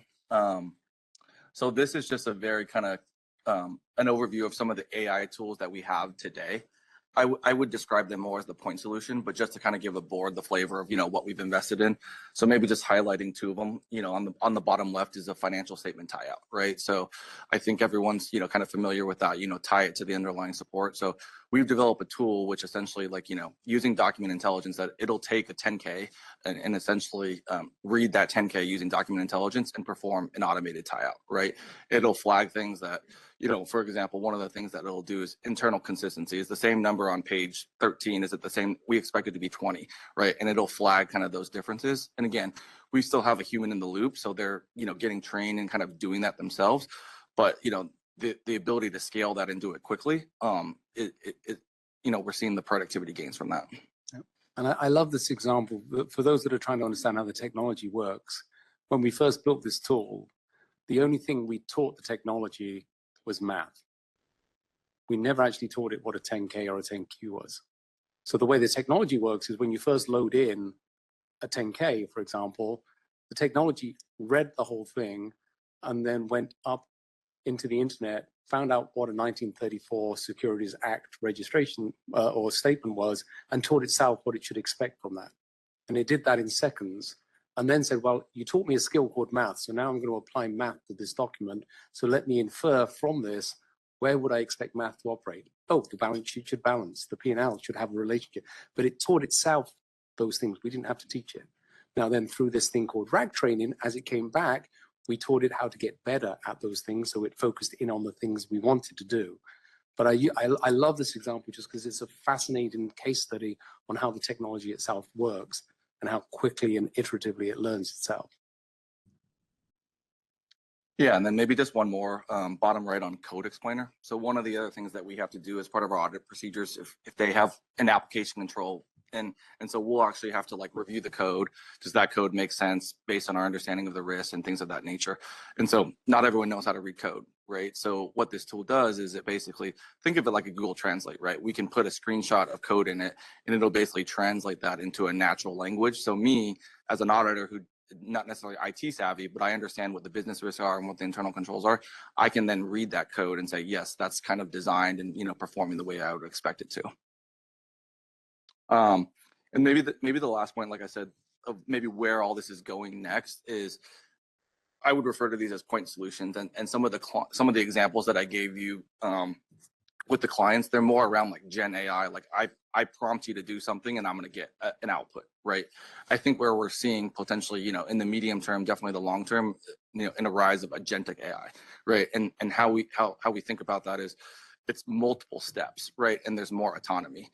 So if you think about it from the client side, I gave the example of, you might review a revenue contract, right? And it's going to give you a memo, but you can instead say, do the accounting for this revenue contract. So they're going to read the memo, prepare a memo, put it in the accounting system, and do the journal entry by that, right? So there's going to be a lot more autonomy, and that raises the complexity in how we think about how are we going to audit those agents and things of that nature.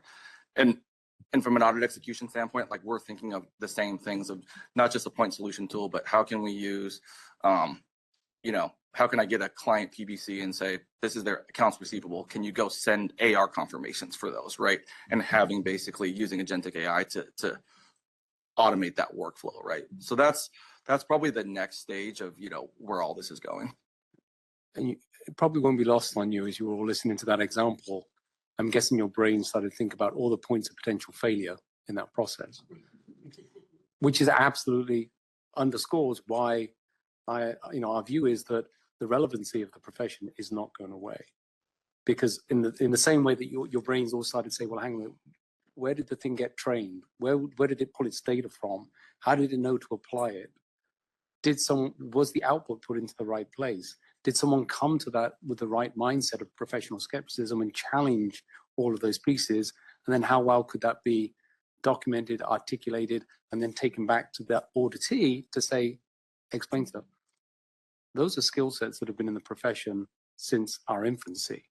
And I would argue that the technology allows us to, again, take the toil that has somewhat been a distraction for too long to a lot of our professionals and release their capacity to deploy those skills and those capabilities. That's why I tell my teams, this is the most exciting time to be in our profession. And the transformation we will see will be hugely additive to not only the professional experience, but also the personal enjoyment we'll get out of it. Now, in doing so, do we absolutely have to rethink and replan that talent and that development and that apprenticeship model? 110%. And that's why we're as much focused on those activities as we are on building really cool technology. How do you talk to your clients about the use of AI in your work? And, from our perspective, how do you, how as a body that, oversees and licenses accountants to protect the consumer, how do you explain to clients in a way that is, I'm going to say ethical, that, we're charging you for doing work that is relying upon our professional judgment and expertise that is based upon AI generated information. Like, how do you talk to your clients about that? Like, how should we be thinking about, like, what are the responsibilities for using AI in, this work?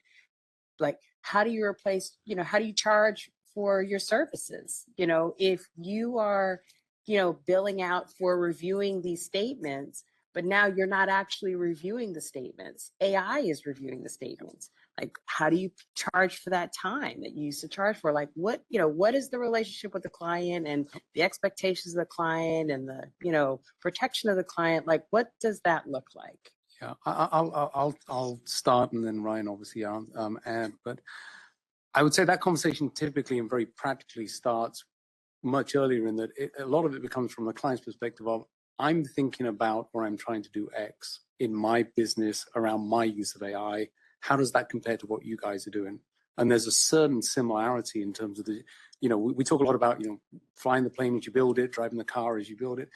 That is the reality of a lot of conversations at the moment, in that a lot of clients are trying to identify what those use cases are, what's the art of the possible from their side. And part of what they want to understand is what's our thinking and what are we doing to ourselves that may have some similarities. And a lot of that comes back to things like, well, how standardized is the process? How much is there already the capability to put more technology and automation into it? That then naturally leads into some of the conversations you're highlighting, which is now as you start to think about what they're doing or what we're doing, what are the risks and challenges? What are the things where it injects new risks into the environment that we need to perhaps audit differently, or that they need to think about from their side in terms of governance, risk management, and control environments? That inevitably leads into the conversation of, well, how are you going to audit this? What's it going to look like? What's the movement of the human capital into the technology capital? Candidly, many conversations start with hey, my fee's going to go down by 30%, isn't it? I always bring them back to what I just talked about, is let's unpack what's involved in an audit, and let's talk about both what's going on in your environment as well as the way in which we'll audit differently. It, to your point, is something that we are encouraging and actually requiring all of our partners to actually lead in those conversations. Because when you talk to the client much more thoughtfully than just the end point of what's going to happen, is my fee going down, and you actually unpack what's involved, you have a much different conversation.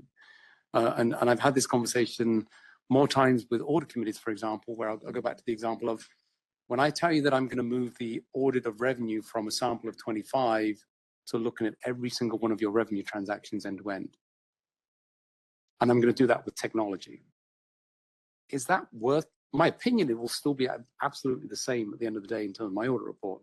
But does that, as an audit committee member charged with governance and oversight, does that make you feel better about what you're getting from the audit experience versus what you may have historically received?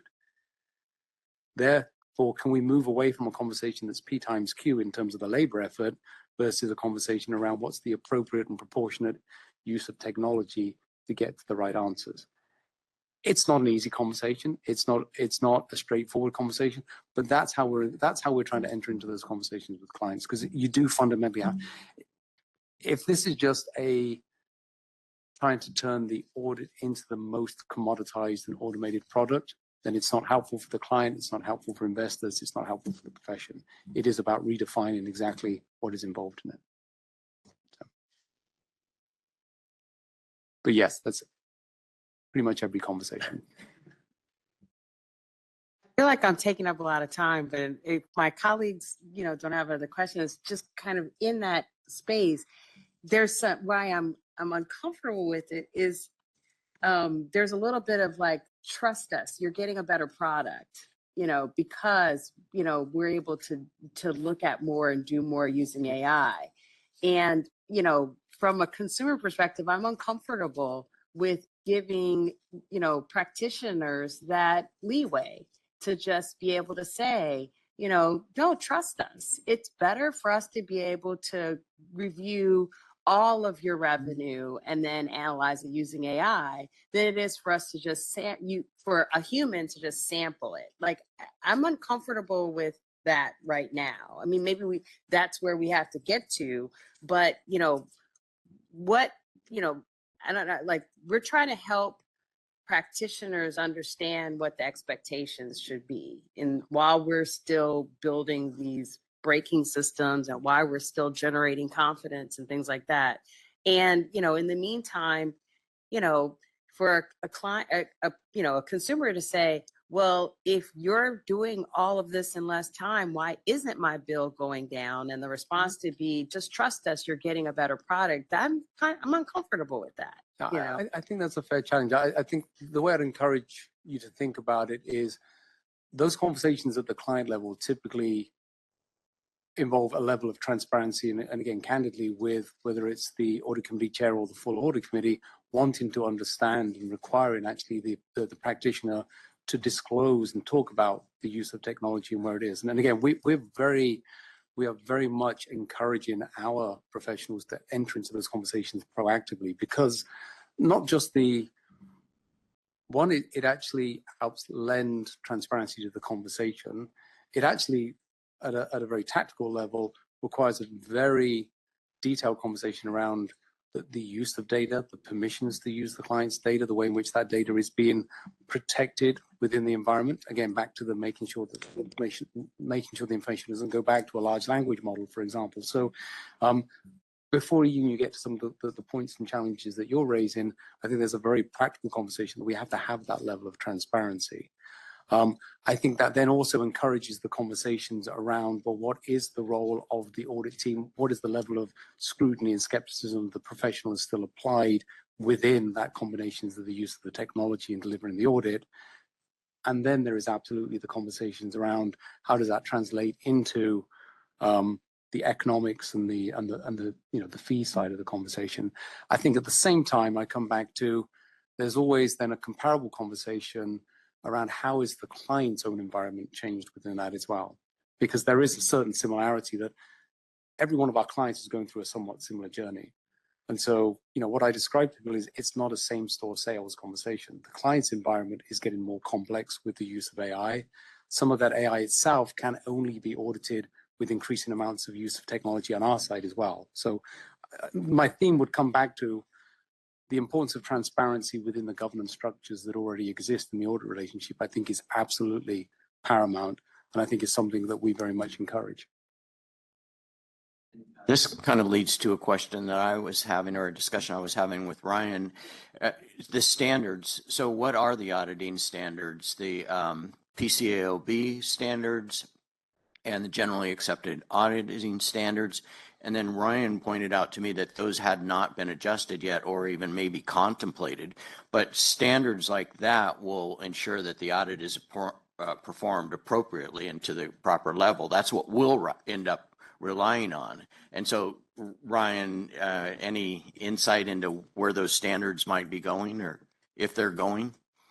Yeah, I mean, Richard's probably more directly kind of having those conversations, but we're only going to go as fast as our regulations allow us to go. So maybe just to kind of give you some level of comfort as someone who serves clients and signs audit opinions, like we're not in a position right now where we're just saying, hey, AI is going to review all the revenue contracts. We're still doing like the sampling and things of that nature, because effectively, like Doug's pointed out, the standards, there are no AI auditing standards right now. So we don't essentially have those are the breaks, right? Like we don't have permission to basically just go use AI to audit all the contracts. But maybe Richard, you can talk more to some of the conversations that we're having. Yeah, I would say that there are a number of standards that we have that the importance of them just becomes more amplified. So the example I'll give is the PCOB implemented standards for our public company audits within the last couple of years around the use of technology in the audit. That wasn't specific to AI, but it was about the responsibilities and the requirements of the profession when they're using technology more broadly to understand how the technology has been developed, where it's its role within the audit, to make sure that there's appropriate human involvement. That was before AI was even imagined. I would argue that that same standard just becomes as relevant, if not more relevant than ever, and it's more the amplification of it. Supervision and review is a standard that we already have and have had for many years within the professional standards. I would argue that the relevancy and the application of that supervision and review set of standards just now becomes turbocharged in an environment. So I think when we think about standards, we at the moment don't see glaring omissions. What we do see is a need for people to understand how to apply those standards differently or with an increased focus in a world of AI. And then I think as we see more and more of the adoption, whether it's by our clients or within the profession, I think we already have the mechanisms to challenge whether or not that standard setting is keeping pace, whether it's that the appropriate bodies need to apply more interpretive guidance or whether there's actually new standards opportunities. Again, I'll go back to a simple example, which is when you move from an ability to test samples through to entire populations, it's an area where auditing standards at the moment don't really envisage that. We still work from a world where you test the sample and then you extrapolate based on errors. So there are areas like that we need to thoughtfully think about as a profession, whether it's through the PCOB or the AICPA and some of their subcommittees with the standard setting. I have a boots on the ground fieldwork type of scenario. Say, for instance, I wanted to know how would AI catch this? One time I was I'm going to defer this one to Ryan. Okay. One time I was doing an audit on an organization and it was several laptops being purchased. And when you're in the field, you have to take a look at, the assets of the company, see if they're tagged, et cetera, et cetera. And I said, let me take a look at these laptops. I wanted the controller to tell me exactly where they were or what employee had them and so forth, and I would do my work.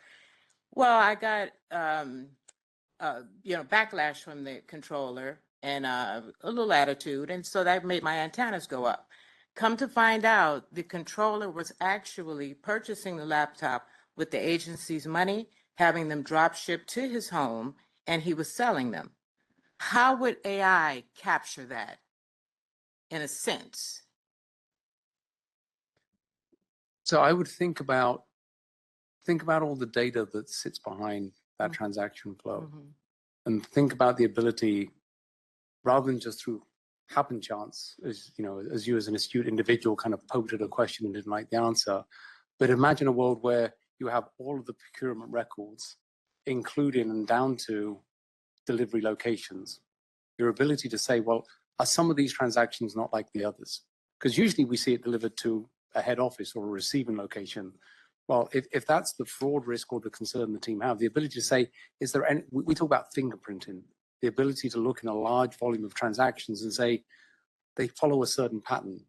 And are there anomalous transactions that don't seem to have the characteristics that I care about?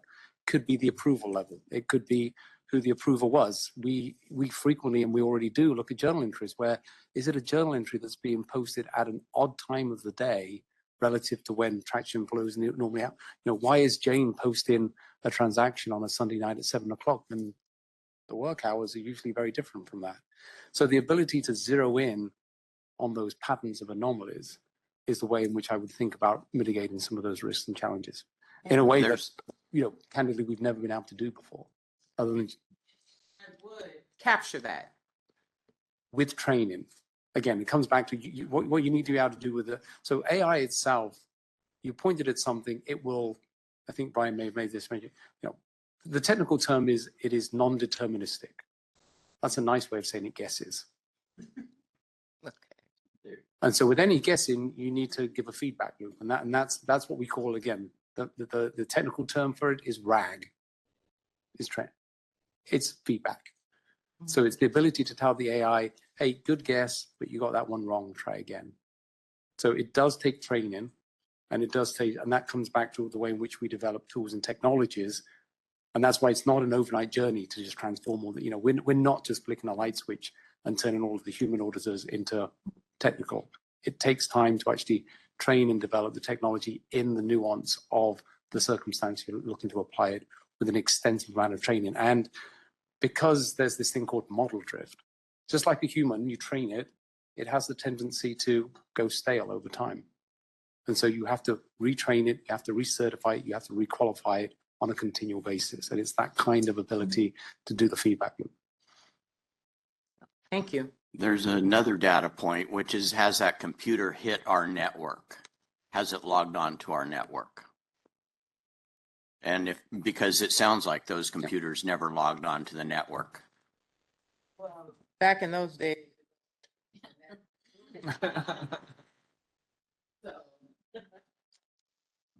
But it's great. Yeah, there are multiple points of data that is, to your point, and again, it comes back to the human experience, the human's understanding of what would normally happen. And now how can I look for the markers or the data that I could actually now use the AI's ability to look through millions of transactions and spot for those anomalies is something the human could never do.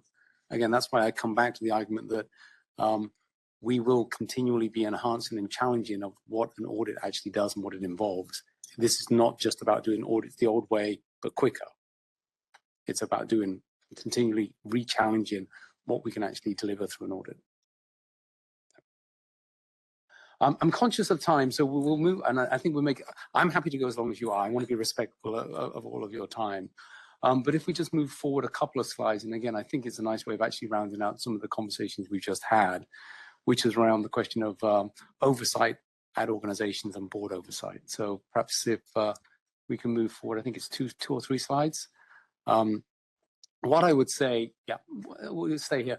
What I would say is that we've talked a lot about risks and challenges. We've talked a lot about opportunities. One thing I would underscore, even with my opening remarks around the kind of inherent paradox of numbers and challenges, is that there is a healthy interest across both the audit community and the profession, but also within organizations around their use of AI. That is heavily being driven by an interest from stakeholders such as investors, regulators, customers, consumers of those products, to understand from organizations themselves where they're using AI, but also at the board level. So there is not a board that I talk to that doesn't take seriously their responsibilities to understand this. They are very much thoughtful around their ability as board members to exercise and prosecute their fiduciary duties, and also to make sure that they're kept up to pace with an understanding of the technologies and the challenges so they can apply that consistently. Now, where there is not a silver bullet or a single answer at the moment is, how does that get distilled across the board? In some boards, it's maintained at the board level. It becomes an agenda topic around the use of AI, the understanding of how the organization is doing it. It is in every single board meeting. In other clients we see, they've distributed that through some of the subcommittees, whether it's through the audit and audit risk committee. In some instances, it may be the technology committee. It somewhat becomes a little bit of a reflection of how the organization is thinking about AI itself and the relative importance in terms of, does it always go to the board or does it go to a subcommittee first? I expect that will continue to evolve. If we go to the next page, you'll see even in some of the external communications that companies are put in, there's a growing amount of transparency that's being given to this subject in terms of the organization's filings and their public disclosures around how they're managing those risks. You're also seeing some of the differentiation by sector.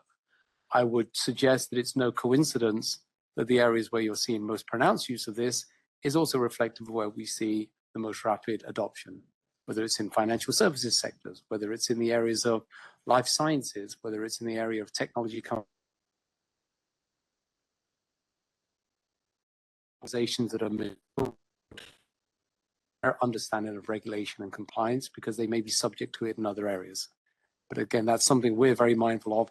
It's very much a conversation we continue to have and advise our clients on in terms of how they should be thinking about their own governance.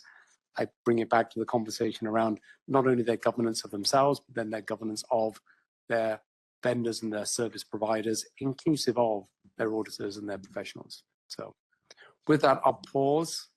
Happy to take as many questions or further questions, but very much appreciate the conversation today and the opportunity to have this discussion.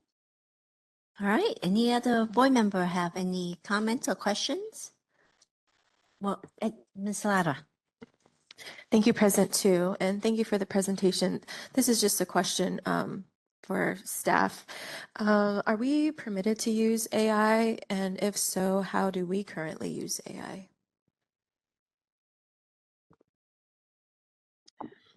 Within the Microsoft suite, the software we have Microsoft Copilot, and that's really the AI tool that we use and that staff is, authorized to use internally.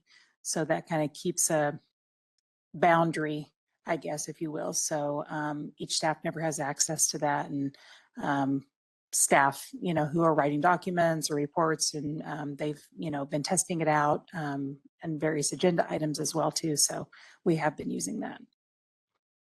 And just one follow-up. Are there any structured, or is there any structured guidance on how they may or may not use it? Or is it purely experimental of, they can just use it as it pertains to their role?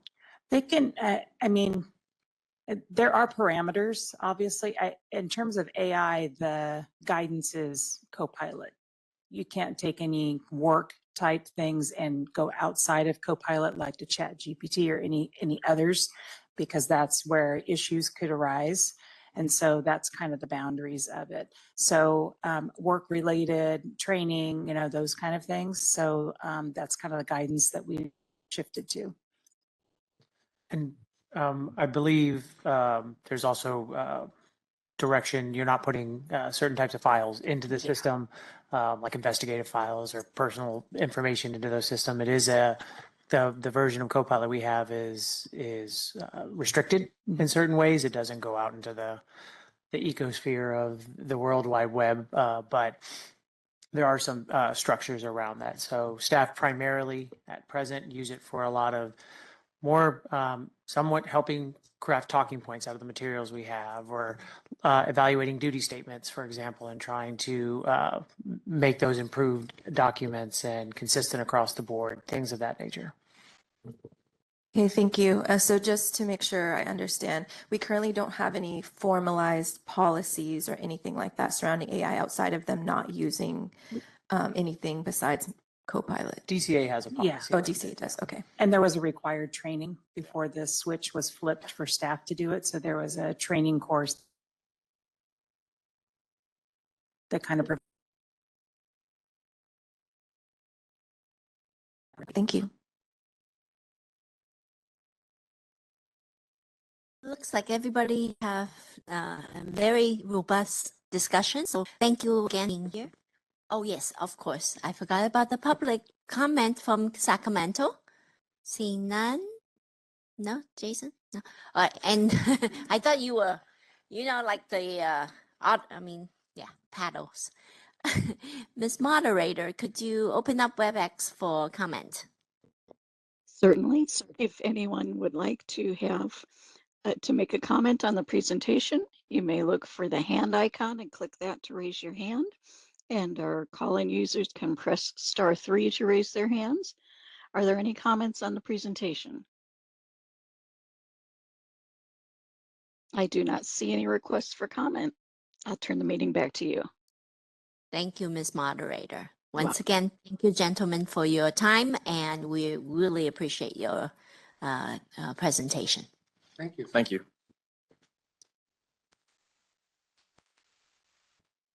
I want to finish until closed session. Oh, that's true. Okay, we're gonna go to lunch a little early. You have an extra time. We'll come back 1 o'clock as usual. Thank you.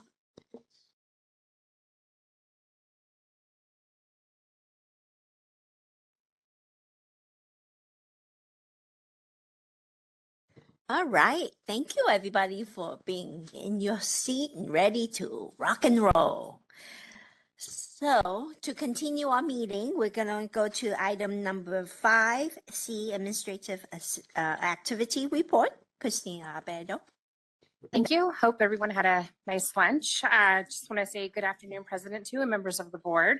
My name is Christy Abate, manager of the Administration Services Unit. I have a brief update to share with you today. Let's begin with the State Leadership Accountability Act, or SLAE. This act requires the CBA and all California state agencies to establish and maintain effective internal control systems, continuously monitor their performance, and submit a biennial report documenting the results. The SLAE report promotes transparency and helps safeguard public resources. To meet this requirement, staff have prepared the CBA SLAE report for the period ending December 31st, 2025. The report outlines the agency's mission, control environment, identified risks, and the control activities in place to address them. Before it is publicly released, the report must be approved by both the Department of Consumer Affairs and the Business Consumer Services and Housing Agency. This process supports continuous improvement and reinforces sound governance practices, which helps to maintain public trust. Now I'd like to transition to business modernization. In alignment with Objective 6.1 of the 2025-29 Strategic Plan, the CBA is actively working on its business modernization project. Staff have been meeting internally and collaborating with the Department of Consumer Affairs Chief Information Officer to identify next steps, timing elements, and preliminary discussions on documenting system requirements. In addition, staff are enhancing the CBA Connect online license renewal system to support expanded continuing education, or CE, audits and introduce new audit processes.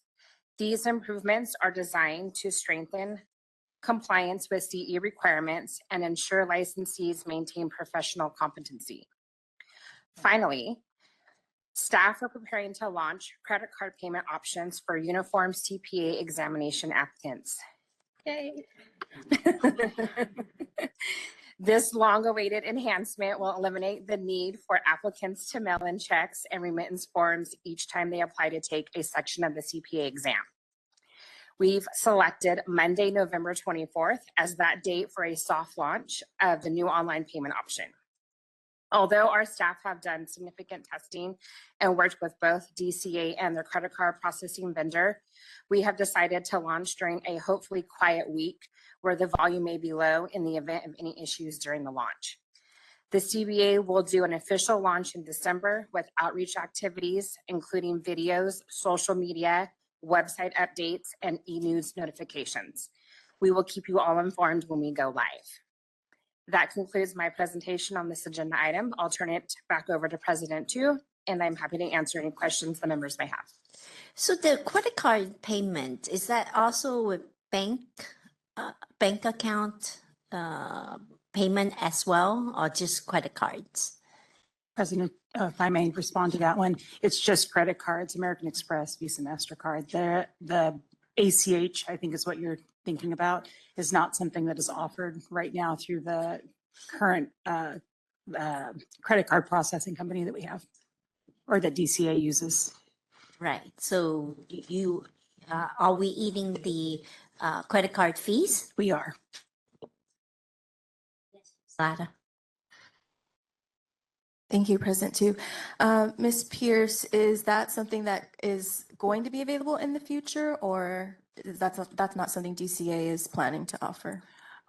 Dominic and I actually just had a meeting with the CIO on this about a month ago, because that's been expressed by this board before. And it's something that they're trying to do, but there's some logistical issues in the way. So it's on the list of priorities, but we can't veer out from kind of what DCA is doing. So it's on our list, but it's not available at the moment. Yeah, I hope that becomes available, because I would assume we could save on those transaction fees, because usually ACH payments are free usually. Yeah. Some of the other, like, for example, I know everybody thinks about DMV. And it's set up a little bit differently. The reason DMV is able to do it, they're hosting all of the information from the ACH, from the credit card on the DMV servers. And that's something that we're not doing. It's a higher level of security that has to go into it. Right now, the way we have it set up, the way DCA has it set up in the contract we have, all of that information, that credit card information isn't stored with us. It's stored with the Elevon, the credit card processor. So that's kind of the current process, but that is something that we want. I mean, we would like to, we actually explored Google Pay, Apple Pay, you know, those other additional things that we wanted as well. So it's a priority, but we're kind of waiting to see how that moves at the department level. Yeah, and I believe they already doing a lot of saving by not having to deal with the checks and MoneyGram or something. Mr. Rayful, are you still in? I'm glad you have M&M, more M&M if you want. Did you have, okay. She asked. Okay, excellent. Anybody else have any question? Dominic, can I wait until the end of the items to get public comment or? My prerogative. I'm going to wait until the end to get public comment. All right. So thank you, Ms. Abeda. That was very informative. And now we're going to item 5D, Enforcement Activity Report. Ms. Angie Budumo, Manager for the Enforcement Division. Good Please. afternoon. I am Angie. I am a manager in the Enforcement Division. The activity report before members today covers the first 3 months of fiscal year of 2025 to 26. The CBA has received over 700 complaints. The graph on the bottom of page 1 provides a comparison of the total complaints received as of the same reporting period for the prior 2 fiscal years. On page 2, we've included the data on the top 3 complaint types, with complaints regarding renewal deficiencies related to continuing education being the top complaint. Moving on to investigations and investigation spending on page 3. CBA staff have closed over 600 cases, with 98% closed within 1 year. I am pleased to report that the average days to close investigations decreased from 87 to 67 days. As of September 30th, enforcement had 575 cases in its pending investigations inventory. Since September 30th, 3 cases over 24 months have been closed and 1 remains under active investigation. Discipline-related information can be found on page 4 of the report. Looking first at AG referrals, the CBA referred 6 matters to the AG and filed 10 pleadings. The CBA had 24 matters pending at the AG's office. Lastly, the CBA took action on 6 final disciplinary orders. Moving on to citations on page 5. The CBA issued just over 200 citations. 87% of the citations were due to failing to comply with the 2012 continuing education requirement. The CBA has withdrawn or modified 29 citations. In most cases, the licensee either provided new mitigating evidence or complied with the issue that resulted with the issuance of the citation. Page 6 contains information regarding unlicensed activity. The CBA has received 28 complaints regarding unlicensed activity. We closed 63 investigations for the first 3 months of the fiscal year. The final area of the report I'd like to highlight is on page 7 and is related to probation monitoring. As of September 30th, we had 53 licensees on probation, with 5 new probationers since the last report. we identified 7 probation violations, with the majority being failure to submit written quarterly reports. That concludes my presentation on the enforcement activity report. I'd like to turn the discussion over to President Tu and would be happy to answer any questions members may have. Thank you for that report. Yes. Go ahead, Ms. Thompson. Thank you.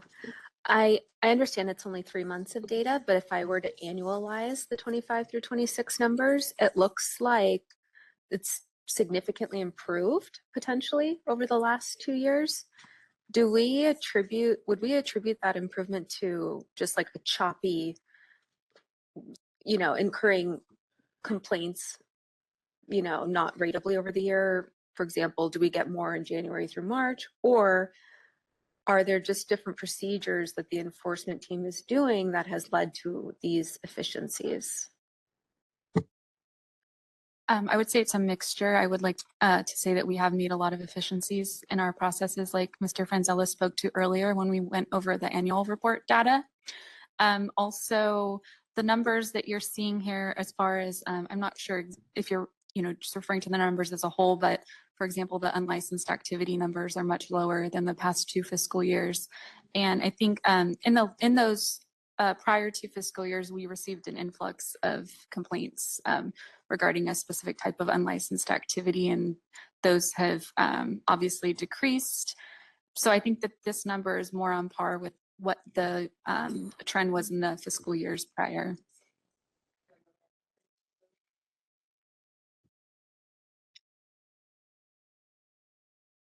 I would say the last 2 fiscal years, as it relates to unlicensed practice, that volume represented an anomaly. We had the year before, I guess 3 fiscal years ago, is probably more representative of what we're at today.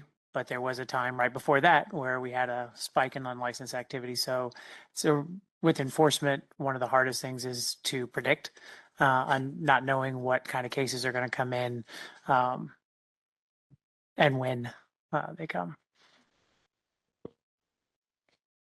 Anybody else have any questions and no comment? All right. Thank you, Ms. Abeda. On to item 5E, licensing activity report. And Suzanne Garcia, Deputy Chief for Licensing Division.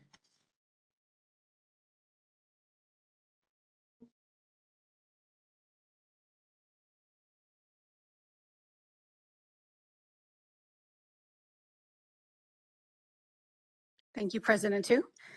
I'm Suzanne Gracia, and the Deputy Chief of the Licensing Division. The Licensing Activity Report, or LAR, covers licensing division activity between July 1st, 2025 and September 30th, 2025. The LAR begins with the reporting of processing times, which I'm pleased to report remain below 30 days. Turning your attention to page 2 of the LAR, there's information regarding the Credit Relief Initiative, or CRI, that was implemented in December 2023. The purpose of CRI was to assist candidates in the transition to the new version of the CPA exam under CPA Evolution, and in response to the significant health, economic, education, and travel disruptions resulting in CPA exam candidate hardships over the past several years. Exam credits that expired between January 30, 2020 and December 31st, 2023 were extended to June 30th, 2025. The CBA provided CRI to nearly 3,000 candidates, and 464 of which passed the CPA exam. Next, I will highlight a few statistics starting at the bottom of page 2. The licensing division received nearly 8,000 telephone inquiries and over 17,000 email inquiries. That is a total of more than 25,000 inquiries in the first 3 months of this fiscal year, 2025-26. Table 3 shows the CBA approved close to 1,700 first-time applicants to sit for the CPA exam. Table 4 shows the CBA approved 800 applications for new CPA and firm licenses. Table 5 shows the CBA processed over 12,000 renewal applications. Table 7 shows the CBA performed 225 audits, and of those 225, 160 were found to be compliant, and 14 were initially deficient but are now compliant. And shown in Table 8, the current population is 115,682. That includes 66,876 active CPAs and 7,115 active firms. That concludes my presentation. I will now turn it back over to President Tu and happy to answer questions. Thank you. Anybody have any question or comment? Being none, again, thank you for the report. All right, moving on to 5B, by F.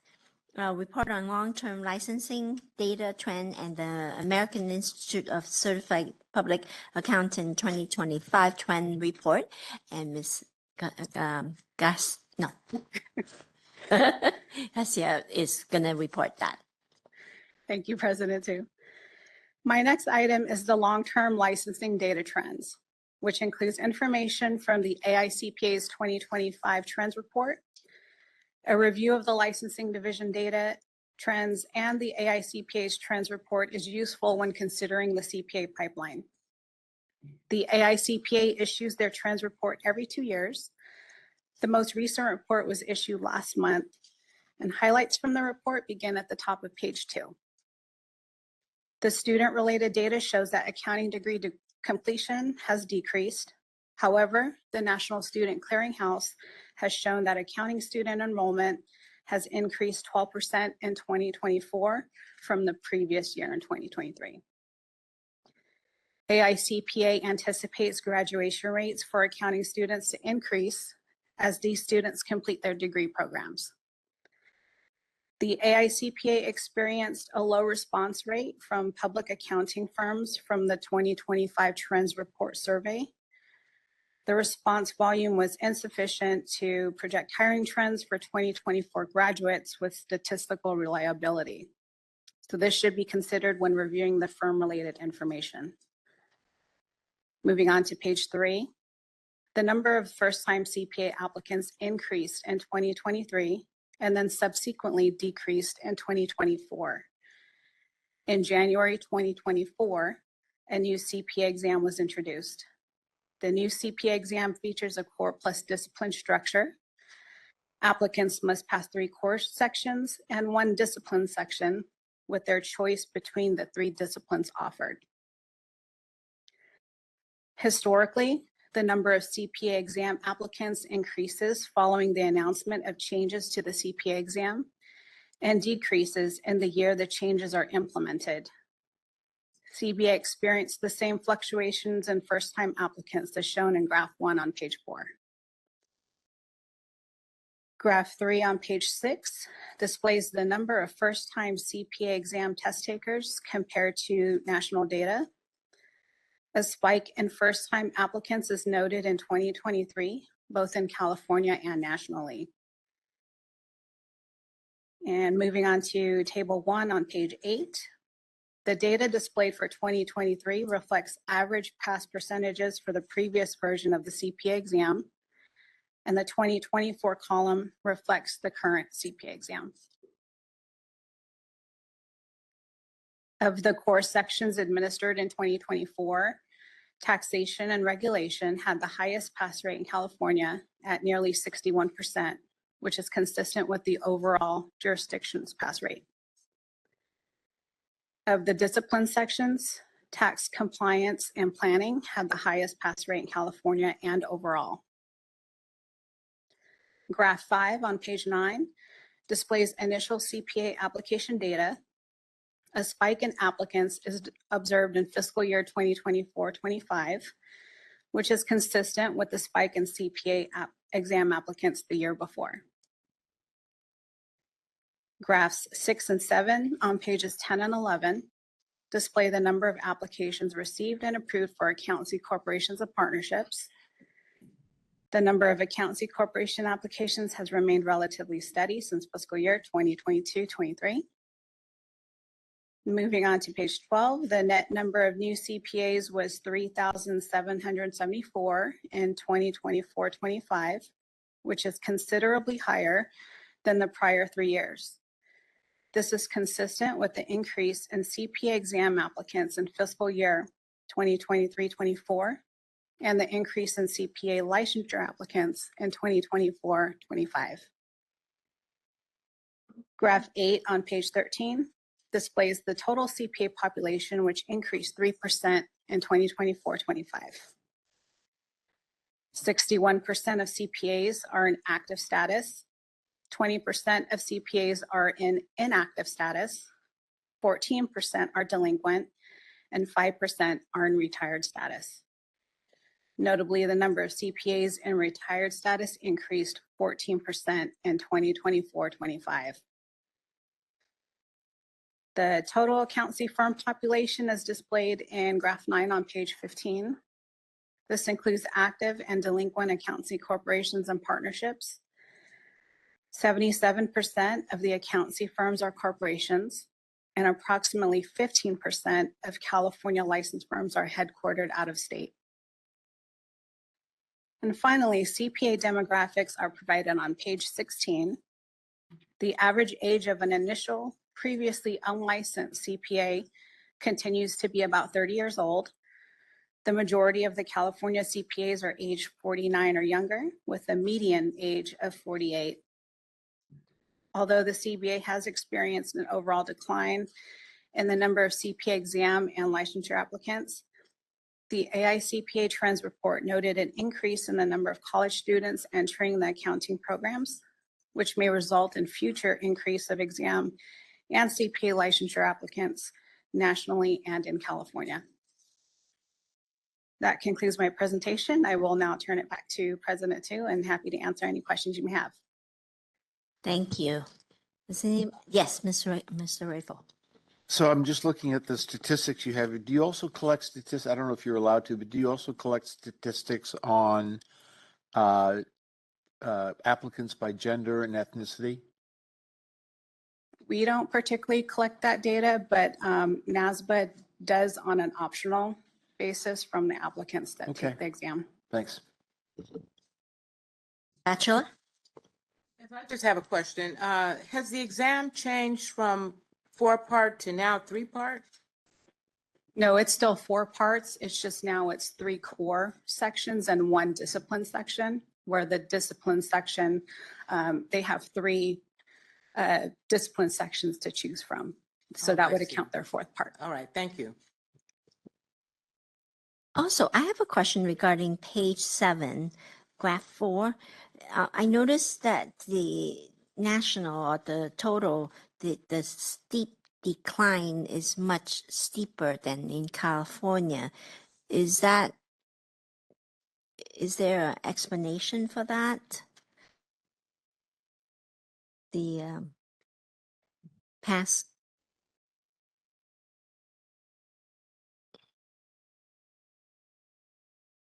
I don't think I have an answer for that. Okay, so it's just, that's the trend. Yeah, okay, thank you. Anybody else? Yes, Ms. Lara. Thank you. I'm looking at page 8, table 1, that just has a summary of the section pass rates in California versus everywhere else. I was curious, I noticed that the reg section is the only one that the pass rate increased in 2024, and all the other sections, the pass rate decreased. Do we happen to have any insight as to why that might be? I don't have that information. Okay, thank you. So on a number of the things related to the exam, this is information if you're interested in, we can work with the AICPA to get. It's not information that we track or we just report out on the information we receive. I know they're analyzing it at the AICPA's level. They often offer updates at the national meetings to try to explain some of this information. But if there's specific questions you have, we're happy to take them. We can share that with the AICPA and try to get you some responses. But staff probably won't be able to answer the questions, at least it relates to that particular data or any trends we're seeing in California. Maybe we can bring back somebody to give us some trends because it has been a long time since we have anything like that to the board that I can recall. Yeah, if staff could just make note of our detailed questions and work on that and bring that at a later time, that would be great. Thank you. Yes, Mr. Lin.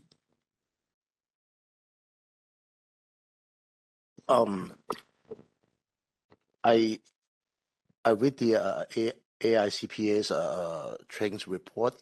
So for the accounting major enrollment in 2024, we are increased by 12%, but the graduate completion during that time period is we declined it by 3%, continued declining for the last 3 years. So this one, are they consistent with the California data, or this is just the national data?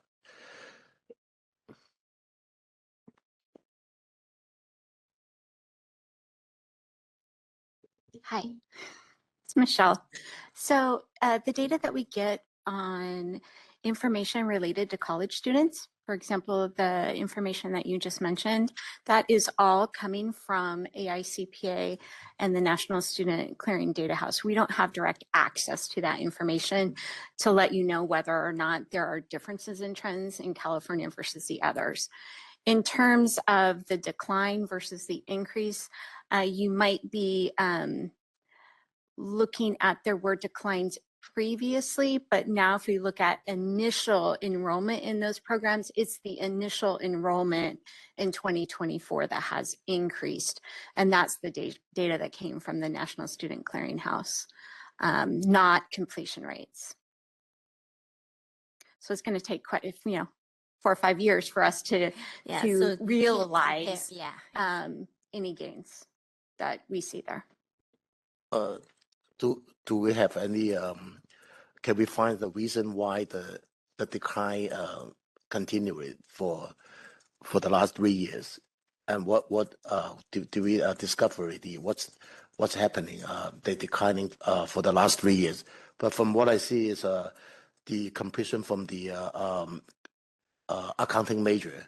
That's a resource to take the examination for the CPA. That's a resource, basic resource for the CPA. So if that's continued declining, that will have a less resource to get to the CPA. So do we find any reason why this keep continue declining? Yeah, thank you. So across different areas, there has been a decline in terms of our graduation rates, in terms of graduation,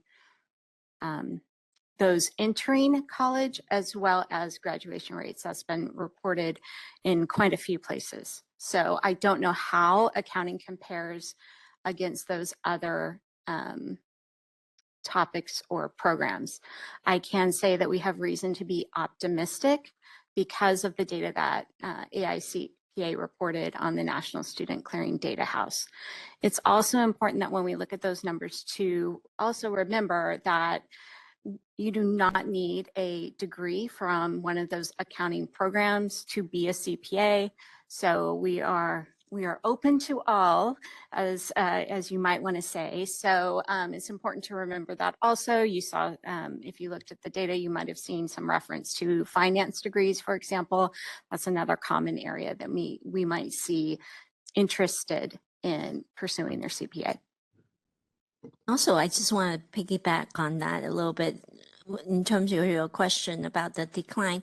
I mean, that's the reason why the both NASPA, AICPA see those decline, and even us here on this board see those decline, and everybody's doing everything they can from outreach to legislation that we're doing to hopefully change that trend, if that makes sense. Thank you. Any other questions? All right, thank you very much. And we have one last item on this, item 5, which is the outreach activity report from the outreach team of Mr. Mick Murray.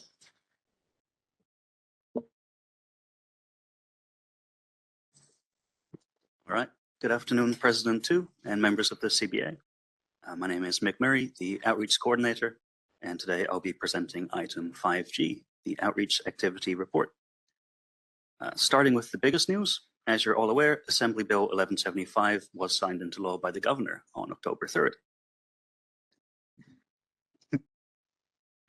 Following the signing, staff immediately launched the next phase of outreach to ensure licensees, students, and other stakeholders understand what AB 1175 is going to mean for them.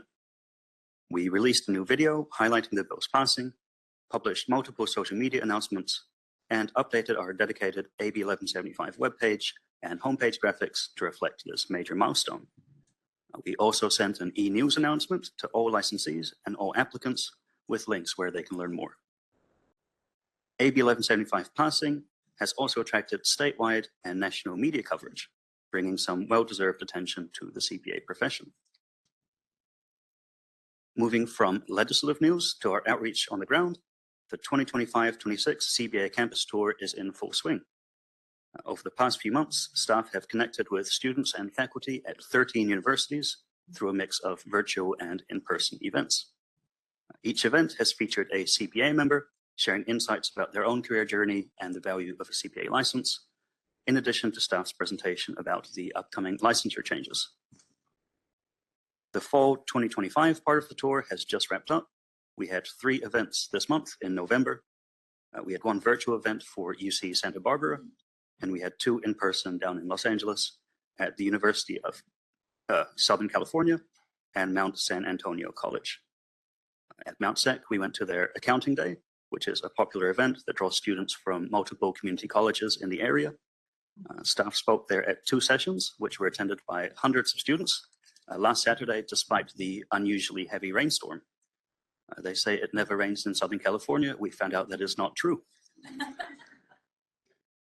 The USC event the day before also featured a meet and mingle session where students had the opportunity to approach CBA members and committee members to ask them specific questions about their careers, get advice, and whatever else came to mind. Licensing staff was also there and conducted 3 hours of transcript reviews with all the students.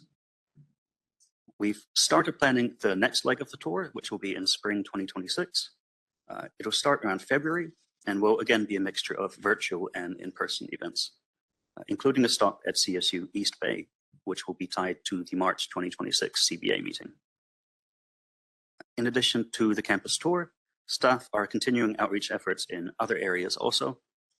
The Sierra High School Career Day has been postponed. We were scheduled to attend this, but we will attend it once it's been officially rescheduled to a different date. We also returned for a second year to the Cal CPA San Joaquin chapter's Student Night, which was actually yesterday, where licensing staff participated in speed mentoring roundtables and also provided transcript review for students. Moving on to multimedia projects, our 3rd annual Halloween video made its frightful return this year. This year's video took viewers through a haunted house, showing what the world would look like if there were no CPAs, which is a very scary proposition. Thankfully, it was just a nightmare. Another episode of the Accounting for California podcast was also released last month, featuring a really interesting interview with the California State Treasurer, Fiona Ma, who is also a CPA. Then on the communication side of outreach, update issue number 106 was published in October, and issue number 107 is already in production, with an estimated release date in December.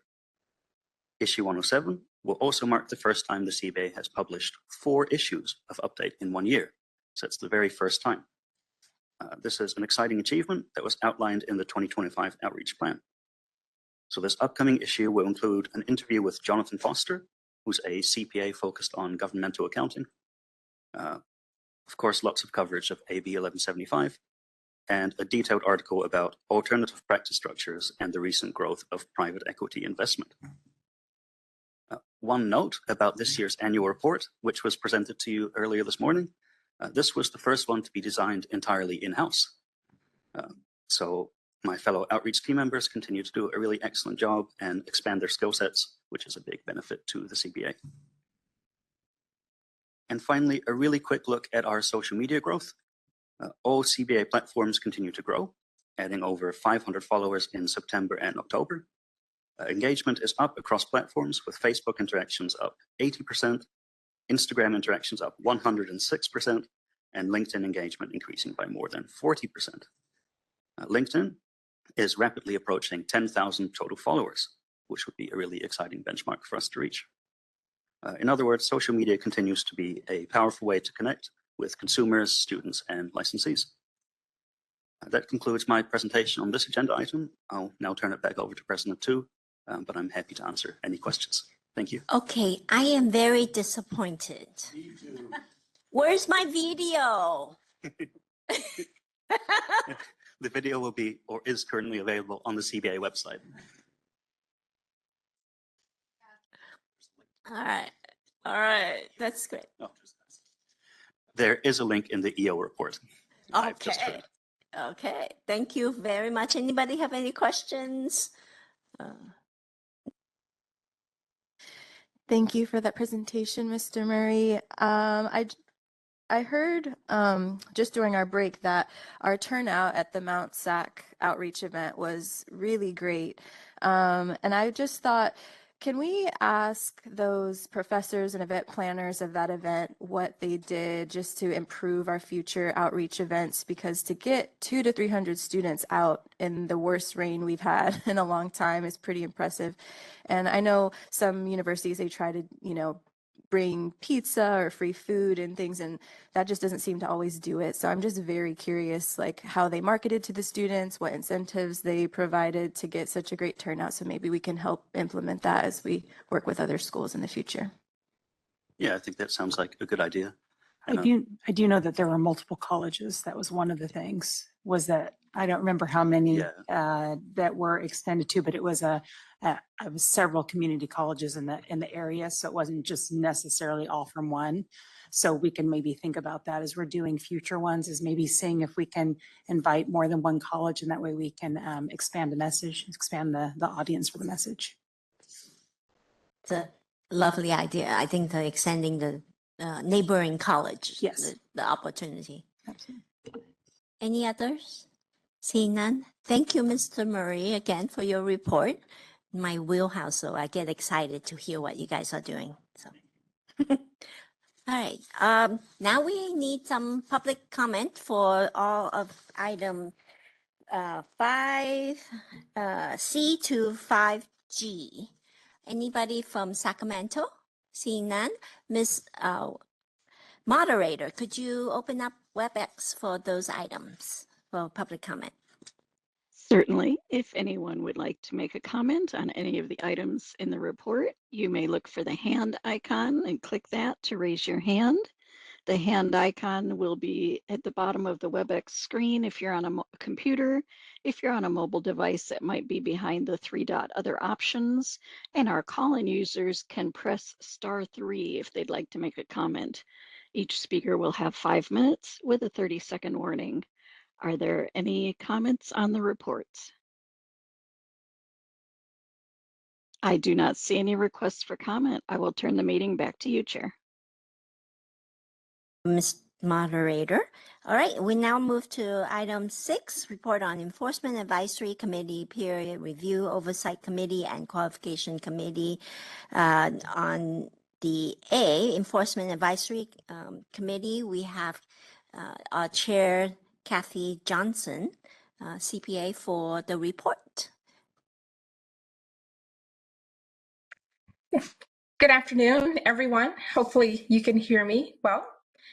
My name is Kathy Johnson, and I am the Enforcement Advisory Committee Chair, and will be presenting on CBA item 6A1. And so the report for our October 9th, 2025 EAC committee meeting is that we held a meeting in person on October 9th at the DoubleTree by Hilton, San Diego Bayside. And I would also like to thank CBA President Yin Tu for attending the EAC meeting and providing an update for the CBA activities. Also at the meeting, members focused on reviewing open investigative files with CBA staff. Members also provided valuable insight and feedback to assist the staff with the next steps in the investigative process. The EAC also held 3 investigative hearings.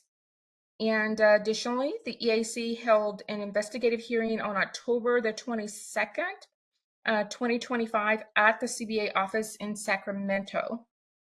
Our next EAC meeting will be held on December the 4th, 2025. And also I want to add, as the chair or outgoing chair of the EAC committee, I was very happy to participate and attend the student event at USC last week. So open to any questions.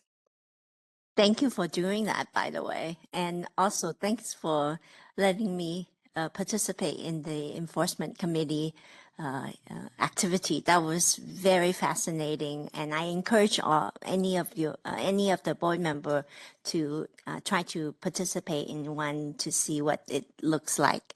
And Nancy Thong, board member, also was there with me that day. All right. Thank you again, Ms. Johnson, for your report. All right, moving on to the Peer Review Oversight Committee. In person, we have Sarah Benedict, Manager License Renewal Unit, to report. Good afternoon. Fausto couldn't be here today, so I'm going to stand in for him. The PROC held its meeting at the CBA headquarters and via WebEx on August 8th. I would like to thank CBA Liaison Evangeline Ward for attending our meeting and providing an overview of the CBA's activity from the March, May, and July 2025 CBA meetings. The PROC welcomed 2 new members to the committee, Jennifer Benjamin and Alan Gittleson. They're both on the EAC committee as well. We look forward to working with them. The PROC approved its February 14th, 2025 meeting minutes and the proposed 2026 PROC meeting dates, which I will present in the next item. PROC members attended 9 report acceptance body meetings since our last PROC meeting. PROC members reported that the report acceptance body meetings all met expectations. PROC members reviewed 4 out-of-state administering entities, the Michigan Association of CPAs, Georgia Society of CPAs, Washington Society of CPAs, and the Coastal Peer Review Incorporated. It was determined that the administrating entities that were reviewed complied with the administrative processes and standards in all material respects as established by the CBA. Lastly, the PROC reviewed and discussed peer review and statistical data provided by the AICPA. The next PROC meeting will be held on December 12th, 2025. That concludes my update, and I'm available if any members have any questions. All right, thank you very much. Anybody on our committee, on our board with any questions? Seeing none, I need public. Okay. Oh, okay. Yes, item B2. Please continue. PROC members approved and proposed the 2026 PROC meeting dates at the PROC's August 8th meeting. The PROC recommends that the CBA adopt the proposed 2026 PROC meeting dates. That concludes my presentation, and I will now turn it back over to President Tu, and I'm happy to answer any questions that members may have. All right. Seeing none, again, thank you very much for your report. Again, I'm going to do public comment after all the item 6 is done. Yeah. Oh, I do need to, okay. All right, actually, I do need a motion for item B2, discussion possible action for the 26 Peer Review Oversight Committee meeting dates. Mr. Aguilar, is Yes, a motion? moved. Okay, Mr. Rofo is going to second it. All further discussion in Sacramento? Is there anybody in Sacramento? Ms. Moderator, could you open up WebEx for comments? Certainly. If anyone has any comment on the motion or the issue, you may look for the hand icon and click that to raise your hand. Each speaker will have 5 minutes with a 30-second warning. Are there any comments on the motion? I do not see any requests for comment. I will turn the meeting back to you.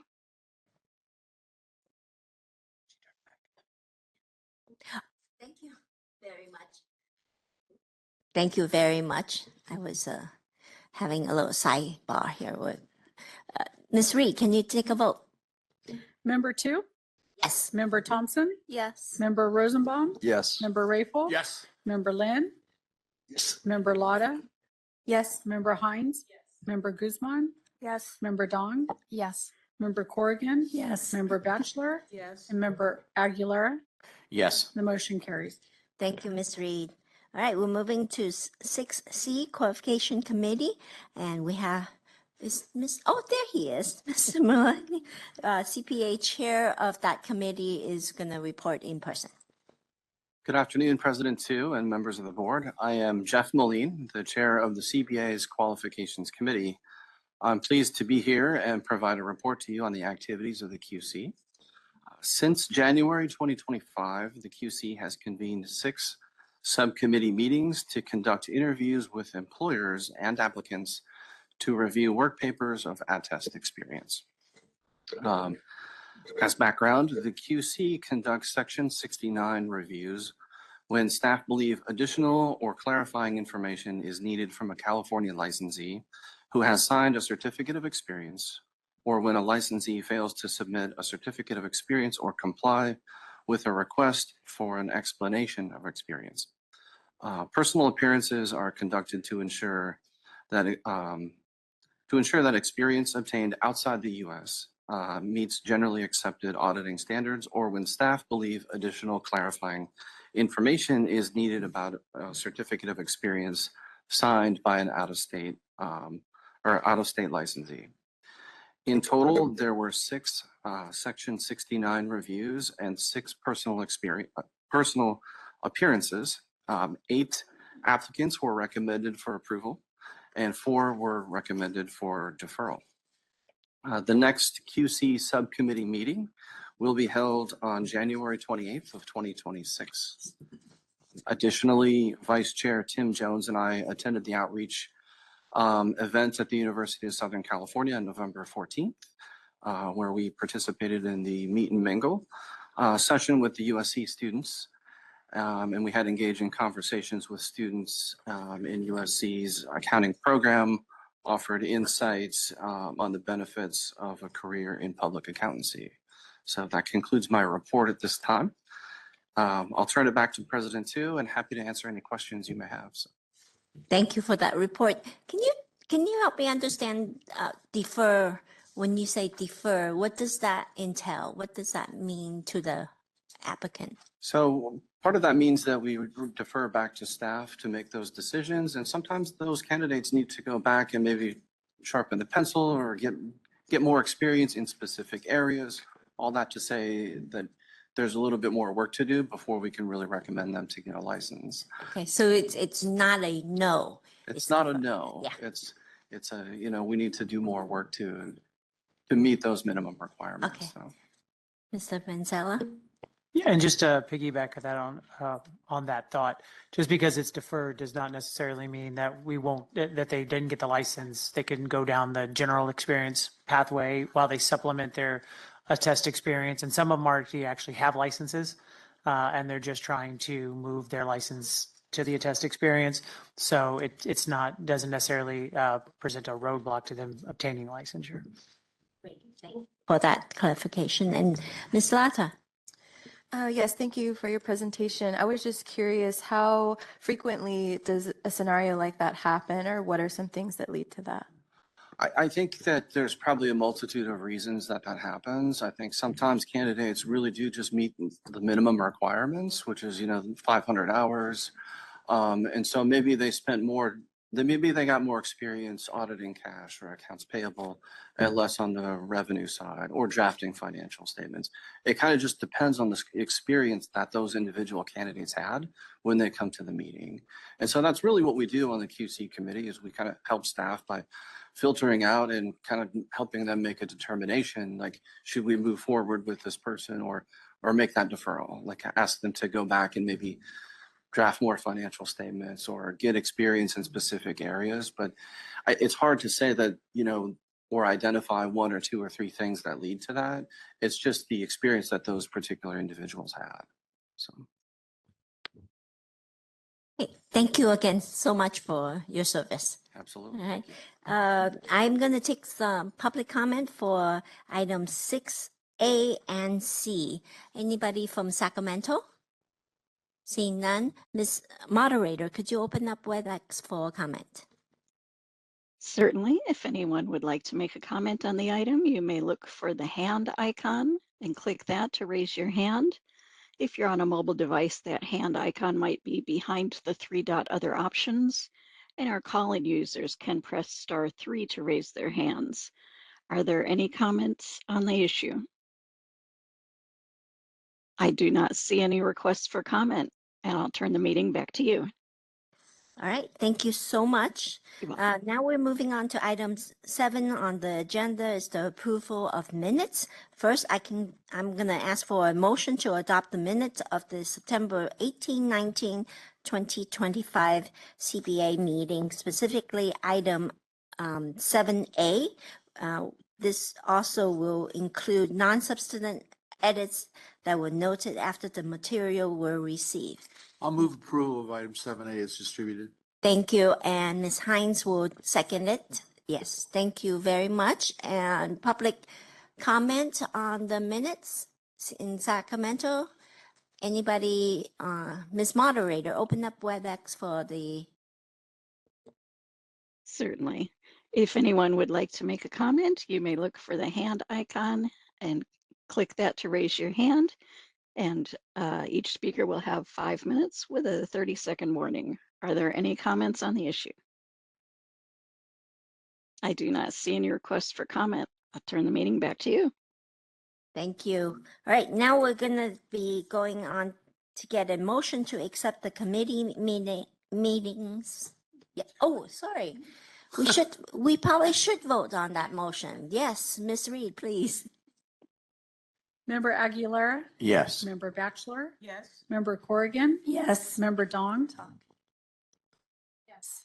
Member Guzman? Yes. Member Hines? Yes. Member Lotta? Yes. Member Lynn?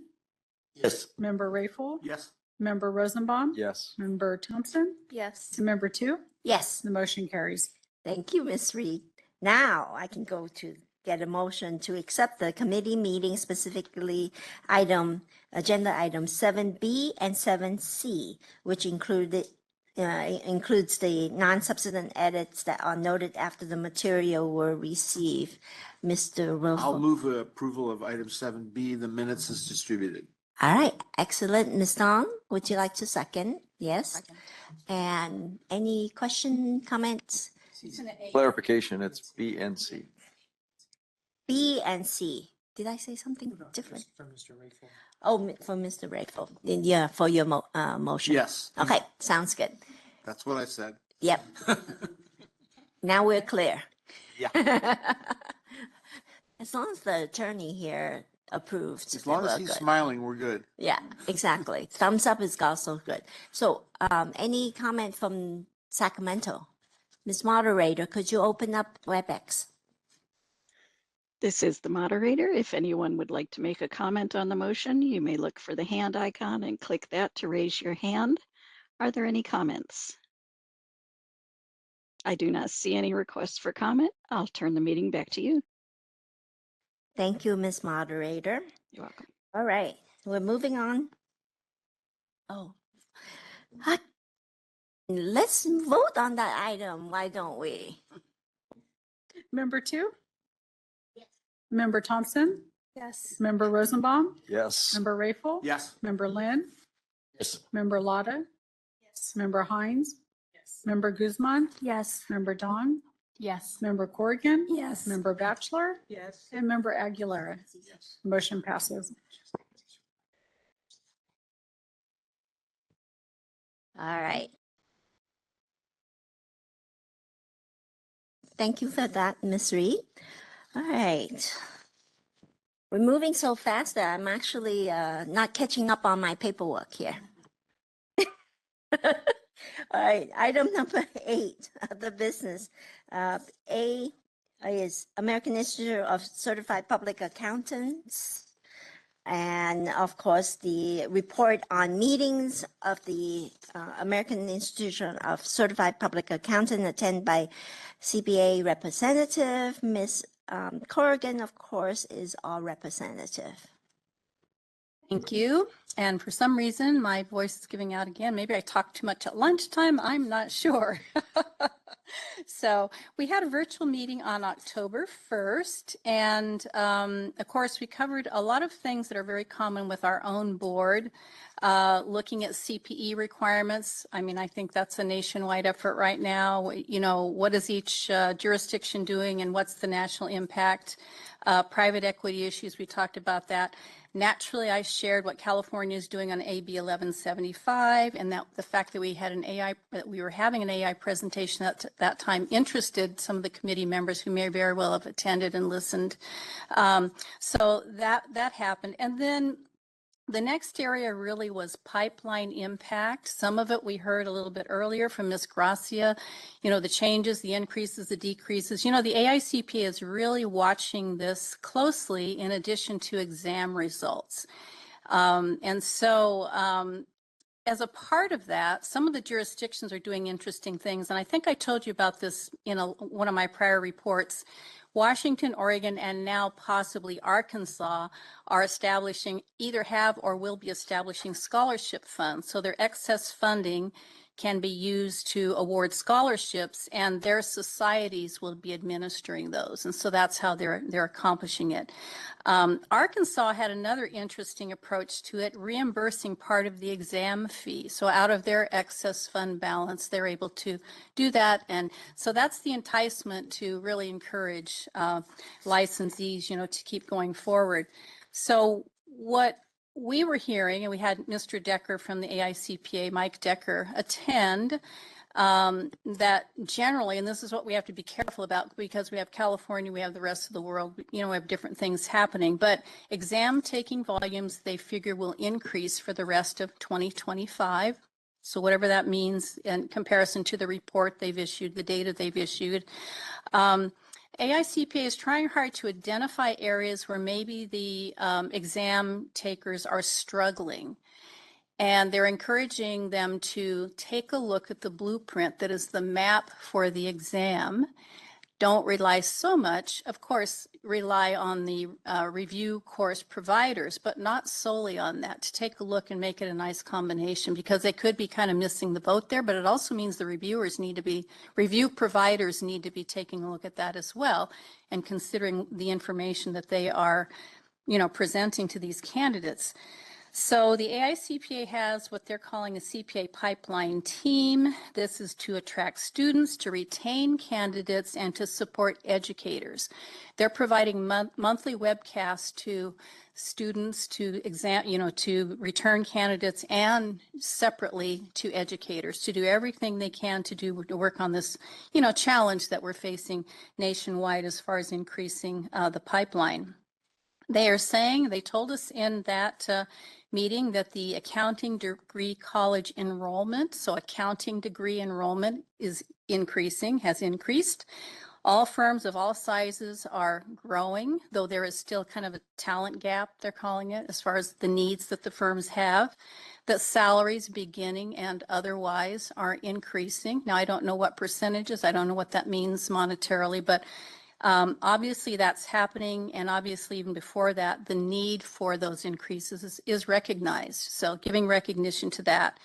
Though they did say that students deciding on, gee, I'm just going to do the bachelor's, I'm going to complete that and do my 2 years, or I'm going to get that extra, you know, the master's and do the one. There's still confusion as to what track to take and why, the benefits, the pros and the cons.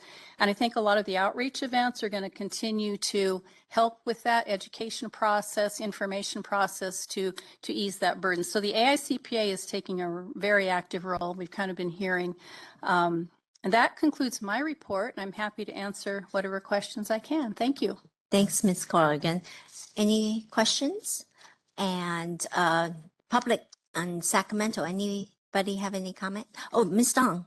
It's just a question because I'm not a CPA. Is the cost of the CPA exam the same for all 50 states, regardless of where you take the exam? I understand it is because it's a uniform and it's like federally administered, so I would thinking it must be. I don't know. Is the cost of the exam the same in all jurisdictions? So the section fees are the same for all the jurisdictions, but the application fee to apply to get approved to take the exam may vary amongst the jurisdictions. That's set at the state level, if that, and internationally as well. Yeah, there's higher fees, so. So that the latter fee that you talked about, is that like 80% of the cost of taking the exam? I didn't hear that part. So I guess the part that varies, is that the bulk of the fee, or is that? So the section fee is based on the length of the exam. So there's some factors in there. The application fee for each jurisdiction is set based on essentially, I mean, I can only speak for California. I don't know how other jurisdictions do it, but we frame it around what the cost is to approve the application, the work behind that fee. So first time applications are $100, repeats are $50. So that doesn't necessarily relate to the section fee. It's what our cost of doing business is. I just thought that, if it was the same fee, someone taking the exam in Arkansas might find it a lot more onerous than someone taking the exam in California just because of salary levels. Thank you. That's it. And public comment from Sacramento. Seeing none, Ms. Moderator, could you open up WebEx for public comment? Certainly, if anyone would like to make a comment, you can look for the hand icon at the bottom of your computer screen or behind the 3-dot other options if you're on a mobile device. And our calling users can press *3 to raise their hands. Are there any comments on this issue? I do not see any requests for comment. I'll turn it back to you, Chair. Thank you very much, Ms. Moderator. All right, so we're moving on to 8B, which is the NASPA report out. And from the A to C, there's no agenda item to report out. On the Legislative Support Committee, which I'm on, the last couple of meetings obviously is all about the legislation that is moving in different states and so forth. And I won't bore you with the craziness that was happening for the last few months because you probably have heard about it as well. But one of the things that our committee did that I thought was very useful, and that was to get some feedback on how were we not prepared in terms of NASPA and the state board themselves to address some of these fast-moving legislations. And one of the things that came out of it is that there was a suggestion that each state should have a one-piece leave behind for legislators to talk about the different benefit and the value of CPAs as a career, as well as what they do for our economy and so forth, so that the legislators have an opportunity to read something that is pretty concise and succinct. And NASPA is offering to help any state. And as you all probably know, California is always way ahead of the game because we're so big as well. We are doing that for a long time now. And our legislative process went very smoothly. And that's all due to our staff doing such a great job preparing everything as well. And then E is the report of the NASPA annual meeting. Mr. Fensella. Thank you, President Tu. So I had the opportunity to attend the national meeting in Chicago at the end of last month. The couple of things I'd like to highlight first is NASBA received a presentation on the diagnostics that they conducted over the past year. Members may recall after the new president and CEO, Dan Dustin, was appointed, he set about to undertake a diagnostic, a kind of top-down look at NASBA, its interactions internally, but obviously with its stakeholders and its members, to get an assessment on how the operation is working, how it can be improved, how it's going to, how they can look to update themselves and improve on their strategic planning and things of that nature. The individual who did the diagnostics, Brendan Tapley, offered about an hour-long presentation walking through the information. It included a number of quotes that were obviously the identities were withheld, but quotes that he'd received, both in the positive and the negative, related to interactions with NASBA in various categories during the course of his reviews. And I want to say he spoke with 53 of the 55 jurisdictions during that time. Ms. Corrigan and myself participated. My diagnostic interview with Mr. Tapley was, I want to say, about 100 to 100 minutes long, that we kind of went through and discussed. And he had done that at several levels with state board, executive officers, board members, and NASBA staff. So it was a very deep dive into their organization. I will say that NASBA, the information I got from the NASBA staff, were that they thought it was very eye-opening in terms of, I wouldn't say they thought it was an attack on them in a way, but it was like, wow, that was really harsh. And my reception was, actually, I thought you came off better than I was anticipating. But I think that had to do with the course of this past year, where when I did my interview some time ago, I believe the relationships were much more tenuous at that time. And then as the course of time improved, I thought that our engagement with NASBA had improved as well. So I was kind of surprised when I go back and reflect on how people were talking about their interviews back maybe in March to where they were by the time it was done in October. So I think it's showing some momentum for NASBA that they are trying to engage the membership, the State Board of Accountancy, the EDs, and the members to represent them first. So we anticipate hopefully being able to provide the diagnostics to members. I think it's actually available within the NASBA portal now, but we're working to secure the actual presentation and diagnostics so you all can take a look at it and evaluate it. It was very interesting. The other highlight, one of the other highlights was, as Ms. Tu had mentioned earlier, I serve on the private equity task force for NASBA.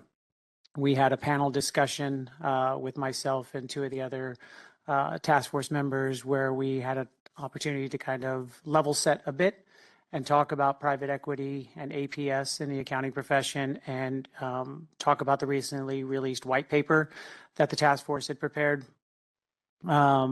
And again, that document was kind of twofold. One, again, to level set, so regulators and state board members and just stakeholders in general can have a baseline from where to discuss the topic of private equity and APS, and then also really to try to engage in an active dialogue with boards of accountancy, societies, and others by asking a series of questions and wanting and opening up a comment period that'll be, I think, concluding January 1, 26.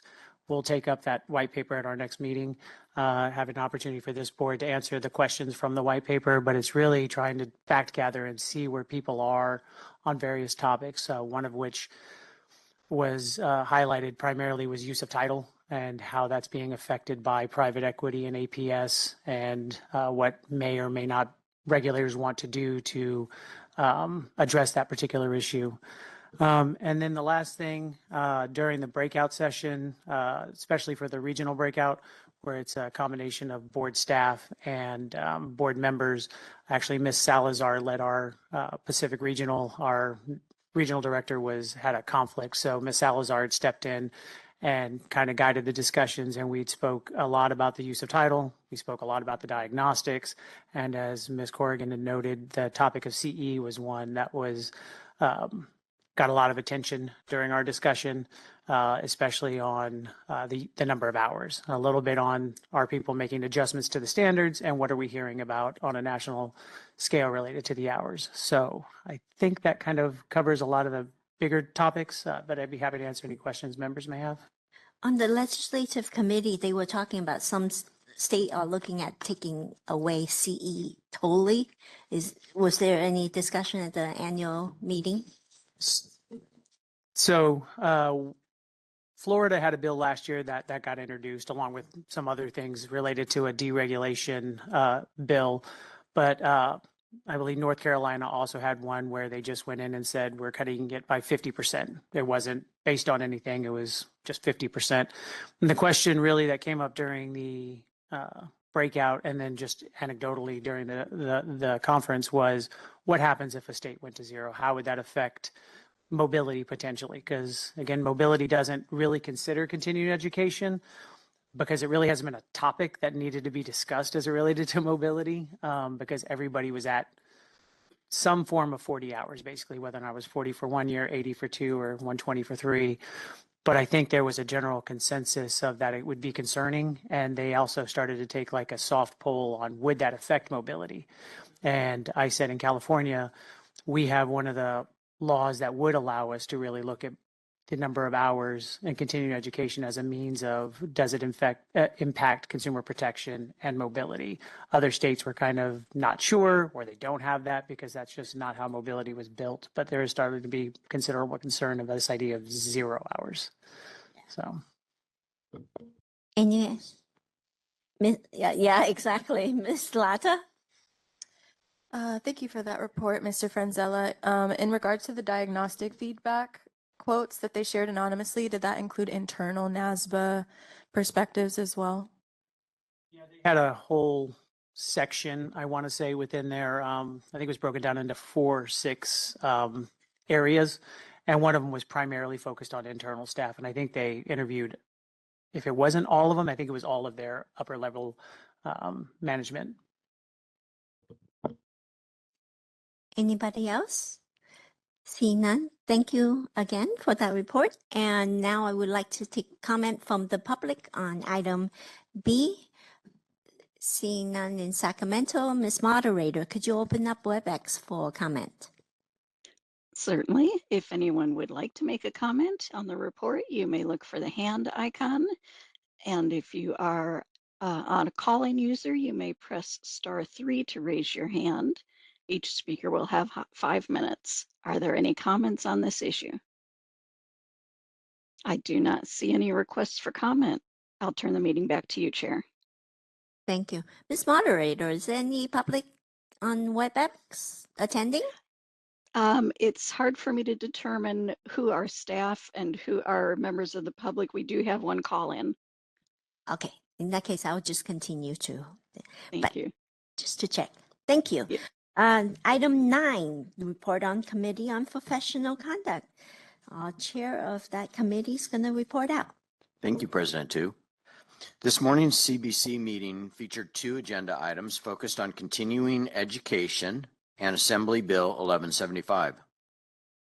Starting with CPC item 3, which was a continuation of policy directions regarding modernizing continuing education, or CE, requirements consistent with the CBA's strategic plan, Goal 2, Objective 2.4. The focus today was on the proposed revisions to the Statement on Standards for Continuing Professional Education Programs. On September 17, 2025, NASBA and the AICPA released an exposure draft proposing changes to the standards for public comment.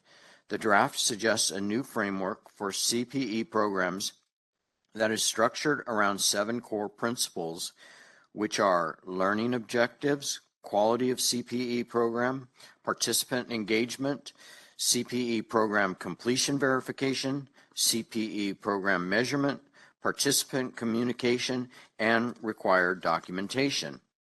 The item notes the differences between the exposure draft and current California Code of Regulations. However, a future rulemaking is expected to align more closely with the exposure draft. So this item noting the differences between the exposure draft in the current California Code of Regulations identified a few areas where there are differences, and we're expected to align more closely with the exposure draft and reflecting shared goals among the CBA, NASBA, and AICPA to modernize and ensure the quality of CE programs.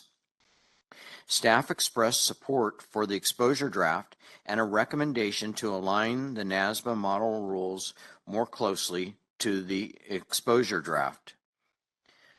Therefore, the CPC recommends that the CBA delegate authority to the CBA president to issue the proposed CBA comment on the September 17th, 2025 exposure draft, including any edits noted by the CBA. This is a fully formed motion and a second is not needed. I'll turn it back over to you, President. Thank you. Any comment or question from the board member on this motion? Seeing none. And Sacramento? Seeing none. Ms. Moderator, could you open up WebEx for comment? Certainly. If anyone would like to make a comment on the motion, you may look for the hand icon, typically at the bottom of your WebEx screen, or if you're on a mobile device, it might be behind the three-dot other options, and our call-in users can press *3 to raise their hands. Are there any comments on the motion or the issue? I do not see any requests for comment. I'll turn the meeting back to you. Thank you, Ms. Moderator. Ms. Reed, can you take the vote? All right, Mr. Aguilera. Member Bachelor. Yes. Member Corrigan. Yes. Member Dong. Yes. Member Guzman. Yes. Member Hines. Yes. Member Lada. Yes. Member Lynn. Yes. Member Rayful. Yes. Member Rosenbaum. Yes. Member 2. Yes. And Member Thompson. Yes. The motion carries. Oh, Ms. Thompson. So I was like, you got ahead of yourself, Ms. Reed there. Thank you, Ms. Reed. That motion passed. Yes, indeed. I know. Mr. Aguilar, please continue. Thank you, President Tu. The next agenda item discussed was CPC item 4, the discussion and possible action to consider changes to previously proposed text and reauthorization of a rulemaking to amend, add, and repeal sections consistent with AB 1175. This agenda item aligns with goals 2 and 5 of the CBA strategic plan as noted on pages 1 and 2 of the agenda item. AB 1175, authorized by Assembly Member Jackie Irwin and signed into law on October 3rd, 2025, updates California's CPA licensure requirements and modernizes mobility provisions. In response, the CBA initiated a rulemaking process at its September 2025 meeting to amend, adopt, and repeal relevant regulations and forms. Staff have since identified minor edits to correct typos, a drafting error, and inconsistencies. The item has corrected regulatory text and forms. Therefore, the CPC recommends the CBA approve the recommendation as stated on pages 4 and 5 of the agenda item.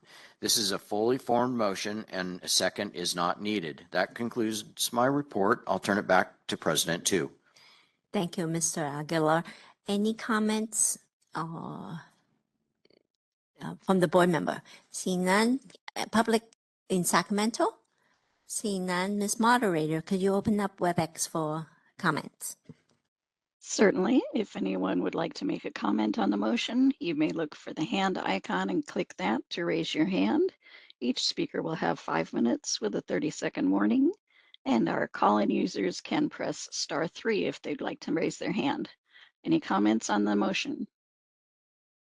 I do not see any comments. I will turn the meeting back to you. Thanks, Ms. Moderator. Ms. Reed, call the roll. I'm ready for you. I know Member 2. Ha! Yes. Member Thompson. Yes. Member Rosenbaum. Yes. Member Rayful. Yes. Member Lynn. Yes. Member Lada. Yes. Member Hines. Yes. Member Guzman. Yes. Member Dong. Yes. Member Corrigan. Yes. Member Bachelor. Yes. And Member Aguilera. Yes. The motion carries. See, I do know my ABCs. All right. Thank you, Mr. Aguilar. That was very good. And Item number 10, officer election. Each year, CPA elects the CPA president, vice president, secretary, and treasurer. The CPA officer elections will be held on the following order: secretary and treasurer, vice president and president. Attachment 1 through 3 are statement of qualification from the CPA member, Ms. Patricia Batchelor, CPA, seeking to serve the secretary treasurer position.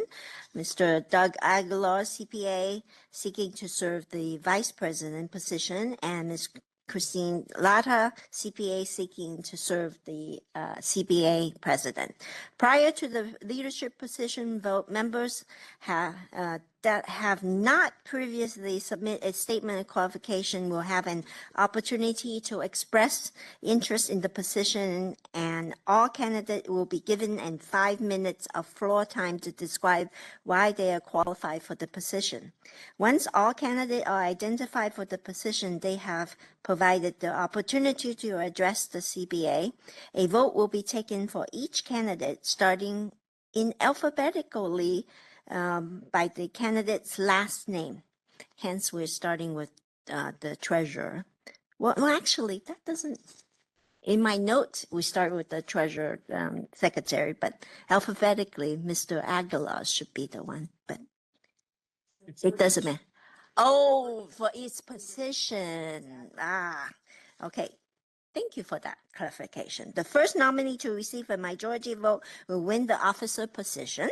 The newly elected president, vice president, and secretary treasurer will resume their respective offices at the conclusion of the meeting of this month and will serve 1-year term. At this time, Ms. Patricia Batchelor has submitted a statement of qualification for secretary treasurer position. I would like to open up the floor to see if any additional member would like to serve in this position. Candidate will be given 5 minutes on the floor to describe why they are qualified for this position, because Ms. Batchelor already submitted her written qualification. Anybody else would like to run for the position? Seeing none, I would like to call for a motion to vote Ms. Batchelor in as treasurer, Ms. Ruffle, and second by Ms. Hines. All right, Ms. Reed, could you call the roll? Oh, public comments. Yes, Sacramento, any public comment? Are you nervous, Ms. Batchelor? I like, yeah. That's more likely the case, right? All right. Ms. Moderator, could you open up WebEx for comments? Certainly. If anyone would like to make a comment on the motion, you may look for the hand icon and click that to raise your hand. And our calling users can press *3 to raise their hand. Any comments on the motion? I do not see any requests. I'll turn the meeting back to you. All right. Thank you, Ms. Moderator. Ms. Reed, can you call the roll? Member Aguilera? Yes. Member Batchelor? Member Corrigan? Yes. Member Dong? Yes. Member Guzman? Yes. Member Hines? Yes. Member Lotta? Yes. Member Lynn? Yes. Member Rayful? Yes. Member Rosenbaum? Yes. Member Thompson? Yes. And member 2? Yes. And motion carries. Thank you, Ms. Reed. All right. At this, congratulations, Ms. Batchelor. More treasure report to look at for you. Yes, indeed. At this time, Mr. Doug Aguilar has submitted a statement of qualification for vice president position. I would like to open the floor to see if any additional member would like to serve in this position. Candidates will be given 5 minutes again on the floor to describe why they are qualified for the position. Anybody else? Seeing none, I would love to get a motion, Ms. Ray. Mr. Aguilera is vice president. All right. Second by Ms. Thompson. Second motion. Yes. Sacramento, anybody in Sacramento with public comment? Seeing none, Ms. Moderator, could you open up WebEx for a comment? Certainly. If anyone would like to make a comment on the motion, you may look for the hand icon and click that to raise your hand. and our call-in users can press *3 to raise their hands. I do not see any requests for comment. I'll turn the meeting back to you. Thank you, Ms. Moderator. Ms. Reed, call the roll, please. Member Two, Yes. Member Thompson, Yes. Member Rosenbaum, Yes. Member Rayful. Yes. Member Lynn, Yes. Member Lotta, Yes. Member Hines. Yes. Member Guzman, Yes. Member Dong, Yes. Member Corrigan, Yes. Member Bachelor, Yes. and Member Aguilar. Yes. Motion carries. All right, Mr. Aguilar, Mr. Vice President, congratulations. All right, at this time, we have Christine Latta, who has submitted a statement of qualification for the position of president. I would like to open up the floor to see if any additional member would like to serve on this position. Candidates would be given 5 minutes to describe why they are qualified for this position. Any challenger? Seeing none, I would like to get any comment from the. I'd like to move. Oh, yes, we need a vote. Hello. Yes, I'd like Ms. to move Ms. Letta as president.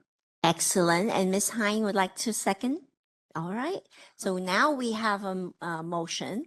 And any additional comments? Seeing none. Sacramento, any comment?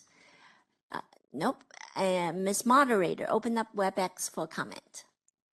Thank you. If anyone would like to make a comment on the motion, you may look for the hand icon and click that to raise your hand. Are there any comments? I do not see any requests for comment. I'll turn the meeting back to you. Thank you, moderator. Ms. Reed, could you call the roll? Member Aguilar, Yes. Member Bachelor, Yes. Member Corrigan, Yes. Member Dong, Yes. Member Guzman, Yes. Member Hines, Member Lotta, Yes. Member Lynn, Yes. Member Rayful. Yes. Member Rosenbaum. Yes. Member Thompson, Yes. and Member Two. Yes. And the motion carries. All right. Congratulations, Madam President. Yay. Oh my. That would be another motion. This motion is for 1 year. All right, we're moving on to item number 11, which is the item for future California Board of Accountancy meeting. Are there any agenda item from members? Yes, Ms. Dong. Well, first of all, congratulations to our new executive committee. Looking forward to next year with your leadership. I think when I was, sort of digesting the AI presentation from this morning from E&Y, I was wondering what the next steps were for us as a group. Sort of as an emerging technology, it seems like there are lots of question marks around AI, use cases, KPIs. Looks like even the standards aren't being set yet. But for CBA, do we now look at it in terms of continuing education that, sort of where we have current CPAs, potentially learn more about the use cases for AI and how to effectively use it, and what are the guardrails around it, things like that.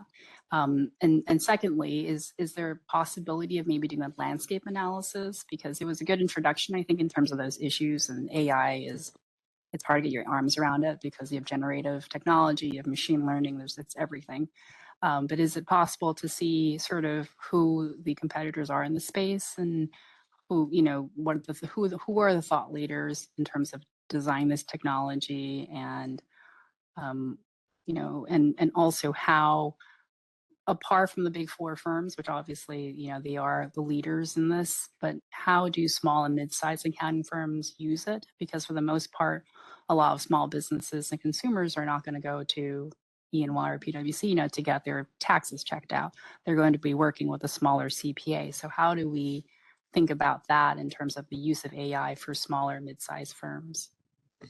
Yeah, and I think that's good comment and questions for your first part in terms of the continual education.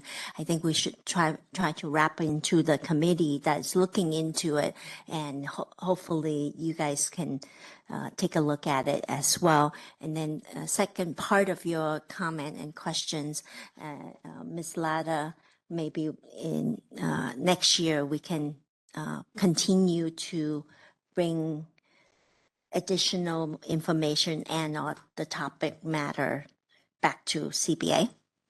Would that satisfy? Oh, Ms. Hine. Yeah. No, she's.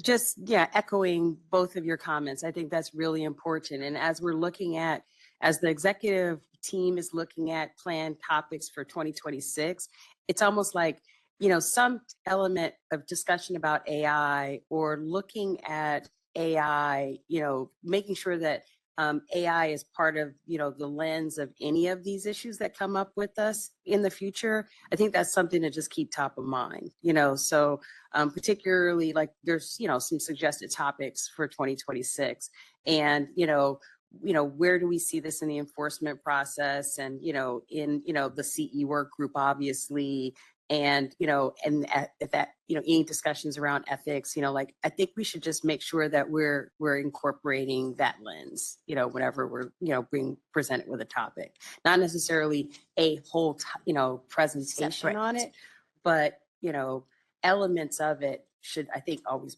be top of mind, going forward. I think because the it's word, here. It's pervasive I in think here. the word you have is right, top of mind type of thing. Any other Yes, Ms. Batchelor. Yes, I've always brought up the subject of the experience piece of, to qualify to be a CPA and to earn the license. And I've given a lot of thought about it, and I was coming up with an idea about no candidate left behind in a sense. And what I mean by that is, say, for instance, if you have a person that passes all 4 parts of the exam, that means that is a very serious contender to be a CPA. And I was thinking about a good idea would be for the CBA to have a partnership in a way with different firms that are willing to raise their hand and say, we will step in and help this particular candidate get their experience. Even if it's on a volunteer basis, how would that look, to somehow carve out how that would look if they would volunteer, what would the risk be for the firm if someone's coming into their facility to volunteer. But just, the exam is very, very difficult. And we have done with the Sure CPA project, it's been excellent in terms of the education portion of it. But that experience part is still, as I feel that the candidates have a tendency to flounder. We'll just use like the larger firms like Big Four and national firms. They'll look at look at the transcripts of students, and they'll probably take the students that are more like a 3.8 and above GPA. But you might have a father that's probably in his early 40s that have little kids, and he's decided, okay, I'm going to go on and do this. Probably had a dream of being a CPA and never did take the initiative to do it when he was younger. So he's not going to probably, unless he's a brainiac, get a 3.8 or above. He might average just a B average, but that still doesn't make that not a good candidate. So saying all that to say, with 4 parts of the exam passed, maybe we could come up with a partnership with firms, volunteer organizations, or something like that. I'm willing to work with staff on making this happen if that is something that, would be considered. So I think that would be a good idea. Those are excellent candidates. That test is hard. And if they told me, Ms. Batchelor, we're sorry, we erased all your scores, you have to take the test all over again, I would say school's out. It would be over. But anyway, just a thought process on that. No candidate left behind based on all 4 parts being passed. Ms. Hine and then Ms. Corrigan. I think that's such a great recommendation, Member Batchelor, and Secretary Treasurer-elect Batchelor. Because as we've talked about, we've had these presentations about the risks that the accounting profession is facing in terms of recruiting people to move into the accounting profession. And I believe that we heard that one area of opportunity and growth are second career or third career. I mean, our generation, this current generation of kids is expected to have multiple careers, over the course of their lifetimes. And if we're sort of, thinking like, how do we make sure that accounting is really considered for, as a viable profession for someone who is looking to make a shift from a different area, or an area where they have skills that could be translatable. How do they make that transition without having to leave the workforce and go back to school? And, what are going to be the ways that we also make, the accounting profession viable for, those particular folks, who want to make that transition? I think that's a great, vision. It's a strategic vision that I think is really, quite astute. So thanks. Good point. Ms. Corrigan? Also mentioning AI and how it affects us, we issue licenses where, enforcement compliance is very important to us, but also the peer review oversight committee, because they're out overseeing peer review and these firms and what they'll be doing down the line as far as applying AI to audit approaches and that documentation, that sort of thing. So we just need to remember that in the entire picture of it all. Thank you. Yes, Ms. Dong. Just in terms of Ms. Hines' sort of remarks about, being more inclusive for mid-career professionals who perhaps are thinking about making a career change, moving into accounting. I think that the CBA has done a very good job of outreach to the Cal States, USC, obviously we went there recently. Is it also possible to look at community colleges? Because this is where, you could link up with accounting professors there. I don't know if they have accounting classes, but perhaps, business classes or economics classes that are being offered there. Maybe that's a way to provide some more marketing to those students who are interested in transferring to a four-year college or, and potentially into an accounting major. Yeah. So can we do more thinking about community colleges? Thank you, Ms. Dong. And we have in the past had these kind of discussion. We not only ask staff to look at community college, but we even ask them to look at high schools. And they have done last year, I believe, a middle school career fair activity. So we're quite there on top of it. Any other comment? Moving to the public, if anybody from Sacramento, seeing none, Ms. Moderator, could you open up WebEx for the future items? Certainly, if anyone would like to suggest an item for a future meeting, you may look for the hand icon and click that to raise your hand. And our call-in users can press *3 to raise their hand. Each speaker will have 5 minutes with a 30-second warning. Any comments on future agenda items? I do not see any suggested agenda items. I will turn it back to you. All right, thank you, Ms. Moderator. And I saw Dominic making a lot of notes on all the comments from the board member, and we look forward to that. Now, the last item for today is 12. At this time, we'll be moving into a closed session to discuss executive officer evaluation. Once closed session is complete, the CBA meeting will adjourn for the day, and CBA meeting will reconvene tomorrow, November 21st at 9 a.m. to conduct the petition hearings. Thank you, everybody, for being here this morning, the whole day. And we'll see you tomorrow for the one that are leaving. And then we're now moving into closed session, but we're going to do a bio break. Let's come back at 2:50.